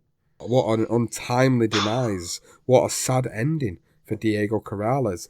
But I kind of feel very cliche about his ending, to be honest with you. I kind of feel like he lived his life in the fast lane, literally, and he died in the fast lane, literally. You know, I'm not intended to be offensive when I say that. I kind of feel like his boxing career was very wild, very, very aggressive in the ring. He lived his life that way, he lived his life in a certain way. And I feel like that demise was, in a strange way, it was like it came full circle for what he'd lived throughout his life at this point. It really felt like a full circle moment. Not that we wanted to see him die too young. Of course, none of us wanted to see that happen. Even after the fact that he did what he did to his ex-wife Maria, even after that fact, he was still trying to get his life on track. But unfortunately, his life took over, and his life outside of the ring and moments outside of the ring got the better of him. I agree. I think he was. We'll go into what he was a bit more like outside the ring as well in a minute with some of the other comments that start coming out. But look, what a way to go! I mean, speeding clearly on a motorbike to be hit a car and then thrown into the oncoming car was at 100 feet. Oh my God! Like I'm not surprised he was dead on the scene. I mean, what a way to go! Jesus. Well, Corrales left behind his wife, Michelle, and their 3 children. A son, Diego Jr., was due in July, so she was pregnant. So they had 2, and then Diego Jr. was currently pregnant. Michelle was pregnant with him. In total, all 6 children he had. Michelle refused to actually make a public statement, still clearly, obviously devastated by the news. His former promoter, Gary Shaw, said he fought recklessly and he lived recklessly. When hearing the news, Joe Goosen said, "I was floored, absolutely floored. I always dreaded that motorcycle he drove. He recalled begging him not to ride the motorcycle he brought to training camp. He said, "It was a concern to everybody. To be quite honest, that bothered me the most about Diego. He fancied himself as a clever motorcyclist, and I would literally cringe when I'd see him riding a bike." And then Pat Laparelli went on to say, "I don't know how many times I told him to be careful, but the way Diego lived his life so carefree, especially with motorcycles, you just hoped he'd be okay." He then went on to make a statement the following day. This is Pat Laparelli while at the home of Michel Corrales, saying it wasn't like he was down on his boxing career. He just signed with Golden Boy. Absolutely. He was trying to get his personal life in order. Literally echoing the words you just said, Sean. Well, that comment stemmed from murmurs that Corrales may have actually committed suicide because he had his fair share of problems. Entertain us here. We don't believe that this is the case, but we'll go into why people felt that. So at the time of the death, he was separated from his 6-month pregnant wife. They'd actually had a little phase where they broke up. They were beginning to patch things up. He had those financial problems, and plus the inland revenue as well were on his back for back taxes, and had lost the court case with Shaw, who actually proved that he had a legitimate contract in place to promote Corrales. So whether that Golden Boy contract would have become void, who knows? Well, Golden Boy, they advanced Corrales that signing on bonus, of which was the sum of $300,000 when he signed with them in October 2006. And he was unable to return the money because he had spent it all. So there's the drama. I mean, there was also, during this time, there were times some other sources came forward and sort of said, one close friend in particular said he would disappear for 4 to 5 days and go on these long motorcycle rides. He actually belonged to a motorcycle club. And this close friend of his said that with all that coupled in with his tendency to drink too much, made his life a recipe for disaster. And you know what, like you said, Sean, it was almost like the inevitable was going to happen. Well, of course, there's always fuel to the fire when coming with these speculations of suicide. And if you're a conspiracy theorist, get your tinfoil hat on, because obviously there's a little bit more to the story. All these reasons that we mentioned just a moment ago, like you mentioned about these issues with finances, etc., they probably are all legitimate reasons why someone would genuinely want to commit suicide. But it would seem very unlikely. Antonio Leonard, Diego Corrales' co-promoter, actually dismissed any idea of suicide, saying, yes, he had a lot of issues, but if he wanted to kill himself, he could have taken a pistol to his head or taken a bunch of sleeping pills. The guy was wearing a helmet. Most motorcycle deaths are from head trauma, so if he wanted to kill himself, he wouldn't wear a helmet when he's going 100 miles an hour. Joe Goosen also disagreed with the suicide claim, but did admit the thought did cross his mind briefly when he first heard about his death, and he said, but he was an A-type personality. He never did anything that outrageous. His riding was a concern to everyone, including his wife Michelle, but Diego had been riding motorcycles since he was a kid. If he was travelling 100 miles an hour like they say he was, that's very disturbing. I wonder why he would be so reckless. Now, the most plausible reason for his death would just come down to him being irresponsible. The Las Vegas Journal wrote this opening paragraph in their article after his death, and it read, Diego Corrales' life was about going fast and tempting fate, whether it was in a boxing ring, swimming with sharks in the ocean, bungee jumping, skiing down a mountain, or riding a motorcycle. Corrales loved pushing the envelope. That carefree attitude towards life ultimately led to the death of the former world boxing champion. Gary Shaw confirmed he was an adrenaline junkie outside the ring, and he said, I would try to talk him out of the motorcycles and the skydiving, and he'd put his arm around me with a smile and say, chill out, relax, don't worry, it's all good. He was going to go skiing once, and I said, Chico, you don't know how to ski, and he said, I can go very fast down a mountain. Jesus Christ. Swimming with sharks as well. Yeah, I mean, look, you basically hit the nail on the head, Sean, what you were saying earlier. Like, all these things he's doing outside of the ring, he's drink driving. that's another problem, and that's what we're going to go into now. And if you're going to look at a cause, you've got to look at that, haven't you?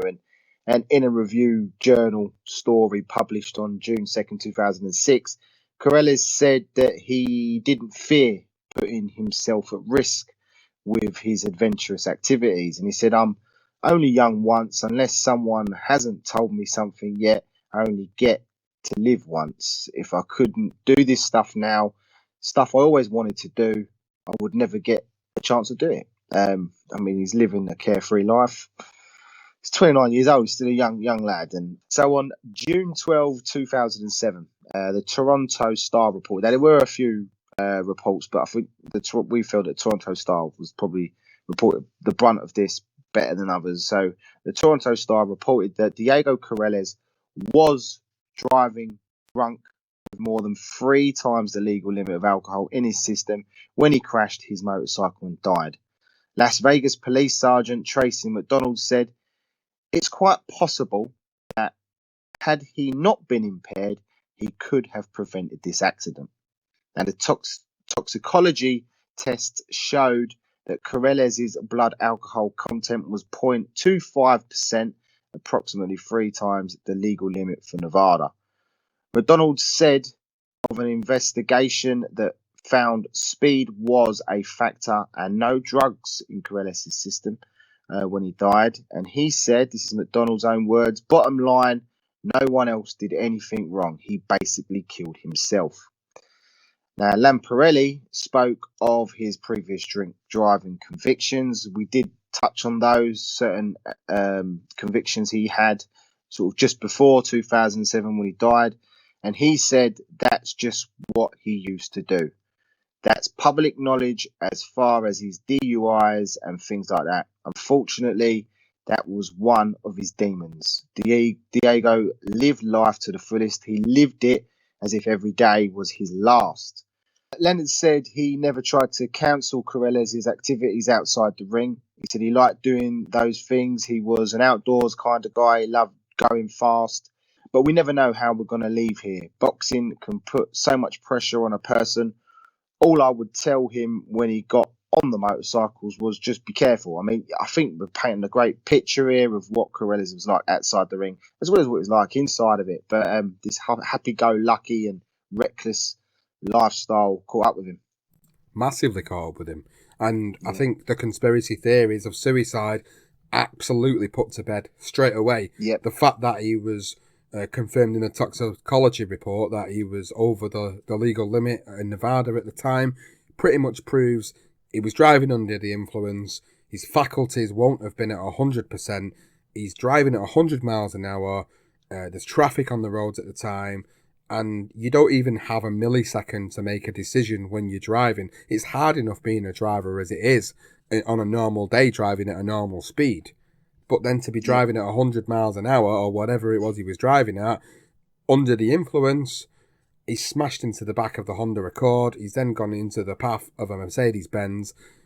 He lived his life the way he died. He lived it in the fast lane. I keep saying it literally. He did that. He lived so adventurous, so outrageously that it was only inevitable. It was always inevitable that this was going to be the end. You know, they talk about this with rock stars, don't they? They live these fast lives and they die too young. He lived his life like a rock star outside of the ring. That's exactly what he was. Boxing's rock star, Diego Corrales. You know, even with the abuse of his ex-wife as well. I mean, rock stars have been done for that. So he is like boxing's rock star. I think that's probably my comparison. Really, would be, you know, Diego Corrales, the rock star of boxing. He certainly lived his life that way. Now, in a statement released by Top Rank, they got to spoke to Jose Luis Castillo about Diego Corrales' passing, and this is what he said. He said, "I was very surprised and upset when I heard about Chico. It is really tragic when something like this happens. My heart goes out to his family, who I know he cared a lot about. I always liked Chico.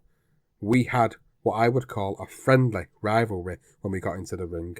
We had 2 amazing fights, and our names will be linked forever."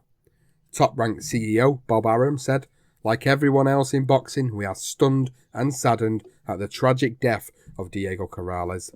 Years ago, We helped launch Diego's boxing career and promoted many fights for him, including his first championship bout. Diego was a class person who we were very fond of.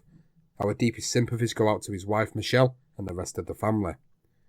Adam Smith, who we talked about earlier. Adam Smith, again, for anybody in the USA and Canada and Australia, Adam Smith's been a boxing commentator, boxing pundit for many, many years, and he's always featured on Sky Sports here in the UK, and that relationship we alluded to earlier.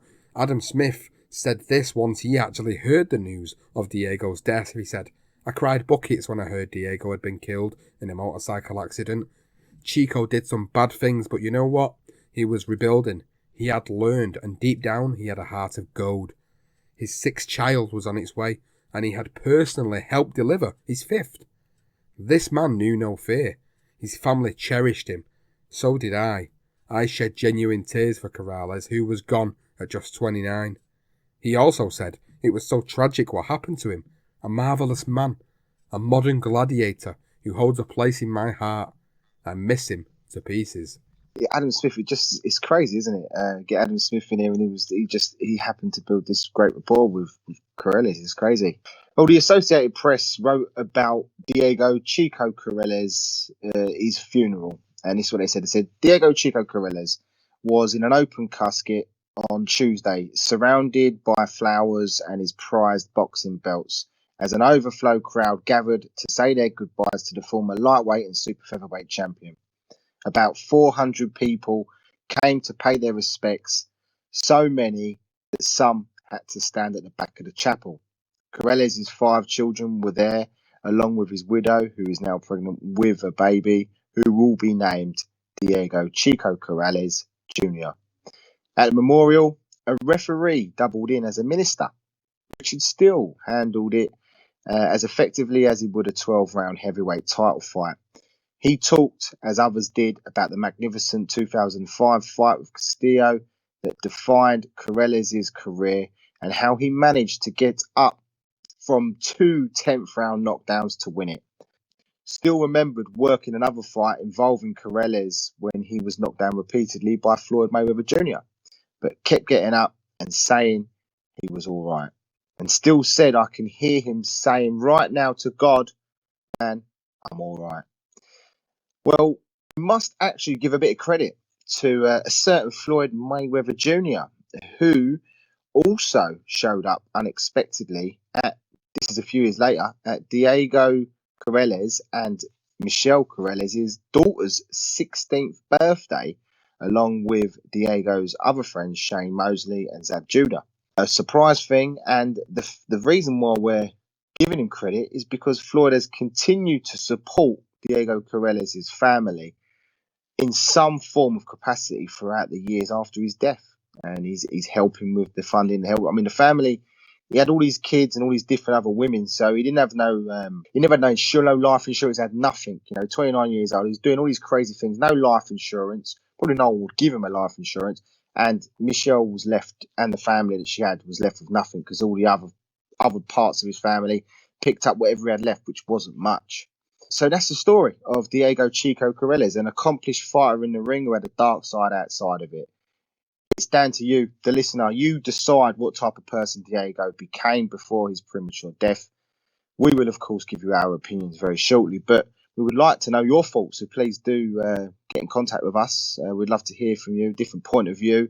But let's start with you, Sean. I'll let you start, mate. You want to dive into this one? What would you think? Before we go into the rest of the last bits of the details about Corrales, what a story, mate. What do you think? What a story indeed.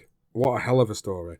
I've enjoyed it. I've enjoyed the fact that we've been able to not only bring to light, how good of a fighter he was, but also bring to light the issues. It is the darker side of boxing, so we have to discuss these issues with these fighters. And Diego Corrales' story, whilst people may remember these issues outside of the rings, who have lived through this boxing era and continue to be, in a position to be able to remember everything so clearly. There's a lot of fans out there that might have only been introduced to the sport maybe because of that one fight with Castillo, and maybe they don't really know a lot about Corrales, his upbringing, they don't know a lot about Corrales' life outside of the ring, and his untimely demise, and why things led to where they got to in the end for him. And I feel like we've done a little bit of justice to putting this together. And yeah, okay, there's been moments where Diego Corrales has done some really horrible, uncondonable things. I mean, I can't fathom how he did what he did to Maria. And for me, as a human being, that makes him horrible as a human being. Now, people do make the mistakes and people do learn from the mistakes. For them actions alone, it made him a bit of a scumbag to me.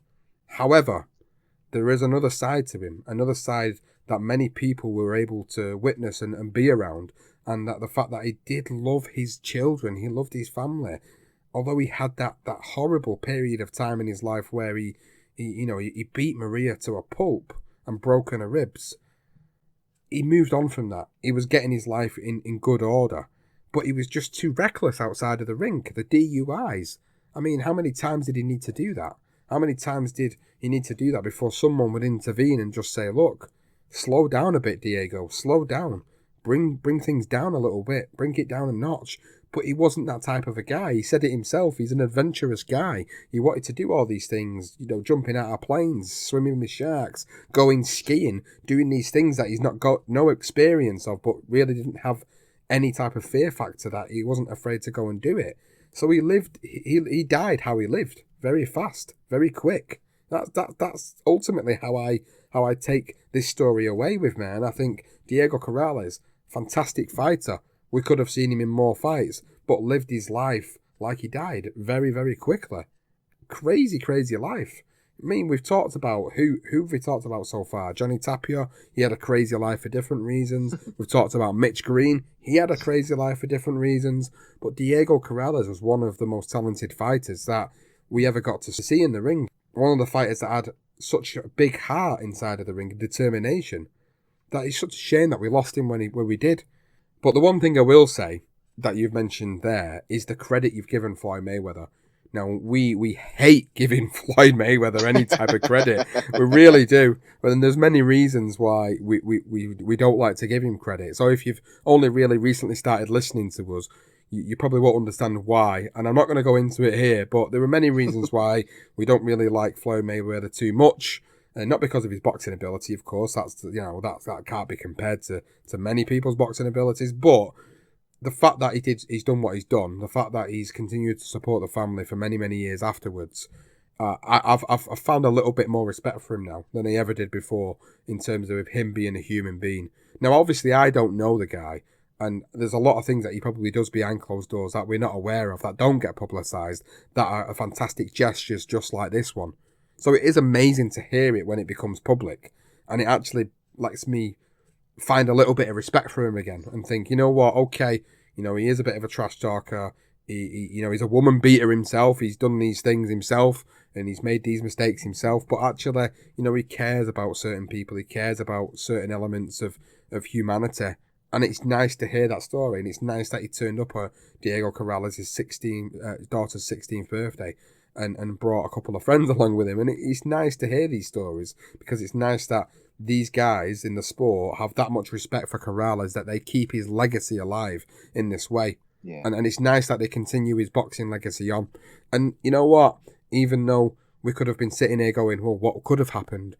Shoulda, woulda, coulda. We could be sitting here talking about what could have happened next for him.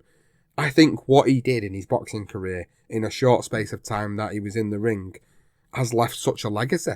And it's not often we get to say that. I think even though he wasn't pound for pound the greatest or pound for pound top 10 of all time, he did enough in that boxing ring throughout his career in it to leave that legacy. And that one fight that has left that legacy in boxing with Jose Luis Castillo will be forever remembered.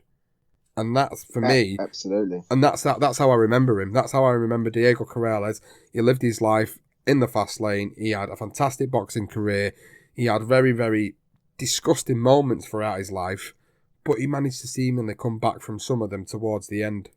It's such a difficult one because I'm with you. It goes full circle. Like, you have this sort of compassion for Diego Corrales as a young child and the things that his father's forced him to do, like stealing cigarettes at 2 years old. I mean, it's funny to think of, but it's not right. And then he has the gang culture sort of brought up him. Whether he was actually involved in gangs or not, we're not sure. But it was fighting in the streets. You know, he's looking to be a bit of a tearaway, robbing cars and stuff. We've all know people like that. When you're young, you do silly things. You know, a young teenage dad. He tries to go to find himself a job, leaves boxing, gets pulled back into it by Top Rank because obviously he shows his great talent, and he produces it. He's got a big heart. He's superb when you watch him. It's great fun to watch, and that Castillo fight, as you say, it goes hand in hand. When you think of Diego Corrales, you're going to think of Jose Luis Castillo, and it will continue in the sport. People like Floyd Mayweather, for me, in 20 years' time, while he's still here mouthing off, it's great. When that drops off and he stops mouthing off and doing silly things and keeping himself in the public eye, Mayweather will be forgotten because there aren't many fights that he actually was. You know, there weren't a Castillo Corrales fight for Floyd Mayweather. There was none of that. He could have had those fights, but he didn't. He chose to just fight everyone once. That's just my opinion, but that's another thing for Mayweather. But yeah, I mean, it's an interesting one with Corrales because of the incident with the wife. I just can't condone any wife beater. He does go on to obviously go to prison. He sort of serves his punishment and then sort of drink drives. There doesn't seem to be any physical violence towards Michelle, so maybe it was just a very toxic relationship that he had with Maria, and things escalated because he couldn't handle his drink. Look, I'm not condoning it. I can't condone it, and that puts real just darkness towards me for Diego Corrales, where I just can't look past it. I just think, you scumbag, like you say. But he did look like he was going to try and do something. I mean, who knows? Maybe it was just a one-off, and I mean, it wasn't though, was it? It's the thing. It's like the third time. Now, I find it difficult to. He has really, like we said at the top of the show, for me, it's affected me because I just can't get past it. And the one thing that keeps sticking in my head is Bill Dwyer from the New York Times when he said Diego Corrales was a con artist with a twinkle in his eyes. And I think that is an accurate description of what Diego Corrales was like. He had this persona for certain people, and he was an arsehole in the background. Look, I don't like talking bad of the dead. He's died in horrific circumstances. But I was a fan of Corrales, and now I'm not so much. As a fighter, absolutely. But as a personality, I struggle with it. Well, it's a fair comment, isn't it? At the end of the day, you've had the opportunity to have your own interpretation. Now you know all the facts that are out there, and you've had the opportunity to do it. And that's fair enough. That's a fair enough comment. At the end of the day, like we've always said, we're not here to slander everybody on this show. There are moments and actions in a fighter's life and career where, these particular moments and actions, we will slander their moments and actions. Doesn't mean we'll slander the memory of their boxing career or slander, them as an individual, unless they're absolutely horrific outside of the ring. We do make the exception for certain individuals outside of the ring. But Diego Corrales, he has had a great boxing career. And I think we need to put a bit of context to that. Yeah. And in 2005, Corrales did receive Fight of the Year honours by The Ring and the Boxing Writers Association of America for his, of course, acclaimed first bout with Jose Luis Castillo. When he died in 2007, that was the end of his life and his boxing career. So he finished his boxing career in that respect with 40 wins, 33 by way of knockout and 5 defeats. He was a multiple-time world champion in 2 weight divisions, and he held a record of 7-2 with 5 KOs in world title fights and a record of 5-5 with 3 KOs against former or current world titleists, defeating the likes of Gary St. Clair, Roberto Garcia, Derek Gainer, Joe Casamayor, Leo Freitas, and Jose Luis Castillo, obviously losing against Floyd Mayweather, Joel Casamayor twice, Jose Luis Castillo, and Joshua Clottey. So on Saturday, January 25th, 2020, so last year, Diego Chico Corrales was actually inducted into the Sacramento Sports Hall of Fame at the organization's 8th annual induction ceremony. Now, the reason for the delay for Diego to be recognized by Sacramento Sports was, of course, because of that conviction of domestic violence. I believe, was it the mayor or something like that? One of the politicians was a little bit against giving Diego Corrales anything for what he done against Maria, and But Diego's brother, Esteban Corrales, he actually told the Sacramento Bee reporter Marcus Breton that the whole family has worn a black eye for it. So I think after so many years, they've decided, look, he deserved it. He was one of their greatest ever fighters. So, I think the whole of Sacramento, I mean, there you go. For those that he's come from, there's a few good fighters, fantastic fighters, a couple of Hall of Famers, I believe, that have come from Sacramento. I can't think from the top of my head who they are, but Corrales, for me, is obviously the clearest of them all. And for them to hold back just shows you that they didn't know whether to do that, because, it was almost like you're siding with him after what he did. Could you imagine if he'd have murdered that child? He would have been up for murder. I mean, that's how it flips, just that half an inch of a whack or something, you know what I mean? So that just showed you, and the family paid the price for that. And Esteban Corrales and his mum Olga, and Ray Woods, they all paid the price for it. So I'll let you finish with the last word, though, Sean. That comes from Diego himself. Yeah, great way to end the show, of course. And this is what Diego said on what boxing meant to him, and he said, brutality is what brings fans to the game. Savagery is what has made boxing great. It has elegant moments and it has savage moments, but it's still a great game. One-on-one, it can be beautiful. And that is the story about being under the influence of Diego Corrales. And take from that what you will. I said it at the start of the episode. I'll end the episode with it, because now you can get your own interpretation about Diego Corrales. And I've really enjoyed putting this episode together. I've really enjoyed delivering it for you guys listening. And thank you so much, as always, for all the comments quite recently about all the episodes that we've done recently. I'm very, very happy to see that people are interacting and they're really enjoying this second season of The Darker Side of Boxing. Continue to do this, please. Please do go on and leave your comments wherever you're consuming it, wherever you see the posts on social media, whether it's Facebook, whether it's Twitter, whether it's Instagram or YouTube. Do leave a comment on it and tell us what you think about Diego Corrales, what you think about his life, how you've interpreted him now you've listened to this episode. Does it change your opinion on him, or does it just solidify the fact to you that he was a great boxing champion? Please do let us know. Follow us on social media. You can find us at darker_side_pod on Twitter, the BTR Boxing Podcast Network Facebook page, the Instagram page, the YouTube channel are all available. Please go and follow us on there if you don't do that already. And if you're not following us and subscribing to the podcast on Apple, please do that. Or on Spotify, on Google Podcasts, on Spreaker. There's many, many places to get this podcast. Wherever you can get it, please subscribe to it. Please tell your friends about it. Share the episodes online. Put a quote tweet, put a quote Facebook share, whatever it is. Do spread the word of mouth about the episodes that we're putting together, because it is really appreciated and it really does help get the exposure to all the other people out there that are true crime fans and that are boxing fans that love these types of shows. And this is a show that we've really loved putting together. And please do make sure you let us know what you think about them, because it means a lot to us when you tell us like we've done a great job, and it also means a lot to us when you tell us that, maybe we could do this for a future episode. It really does help. Now, to all the patrons, a big thank you to you. The patrons who are part of the Patreon membership will have early access to this episode. Now, if you've not checked out our Patreon membership, please go and do it, because we have got ad-free episodes. We've got early access to episodes. We've got Patreon-only content on there. We've got requested episodes from you guys that are already patrons. There's a lot of extra content that we've got out there already for patrons. But in return, you guys becoming patrons, supporting the podcast and helping the podcast go to another level. You might have seen recently that we've signed with the Sports Social Podcast Network. This is all part of our continued growth, and all that support becoming patrons of the podcast, it genuinely helps us to reinvest into the podcast and help us get further things to enhance the quality of what we're putting out there to you. So please, if you've got a minute and you've got a couple of dollars or a couple of pounds out there that you're probably not going to miss, become a patron. Help us out. Check out all the additional content you'll get because of it. It really, really is a great way of supporting this podcast network.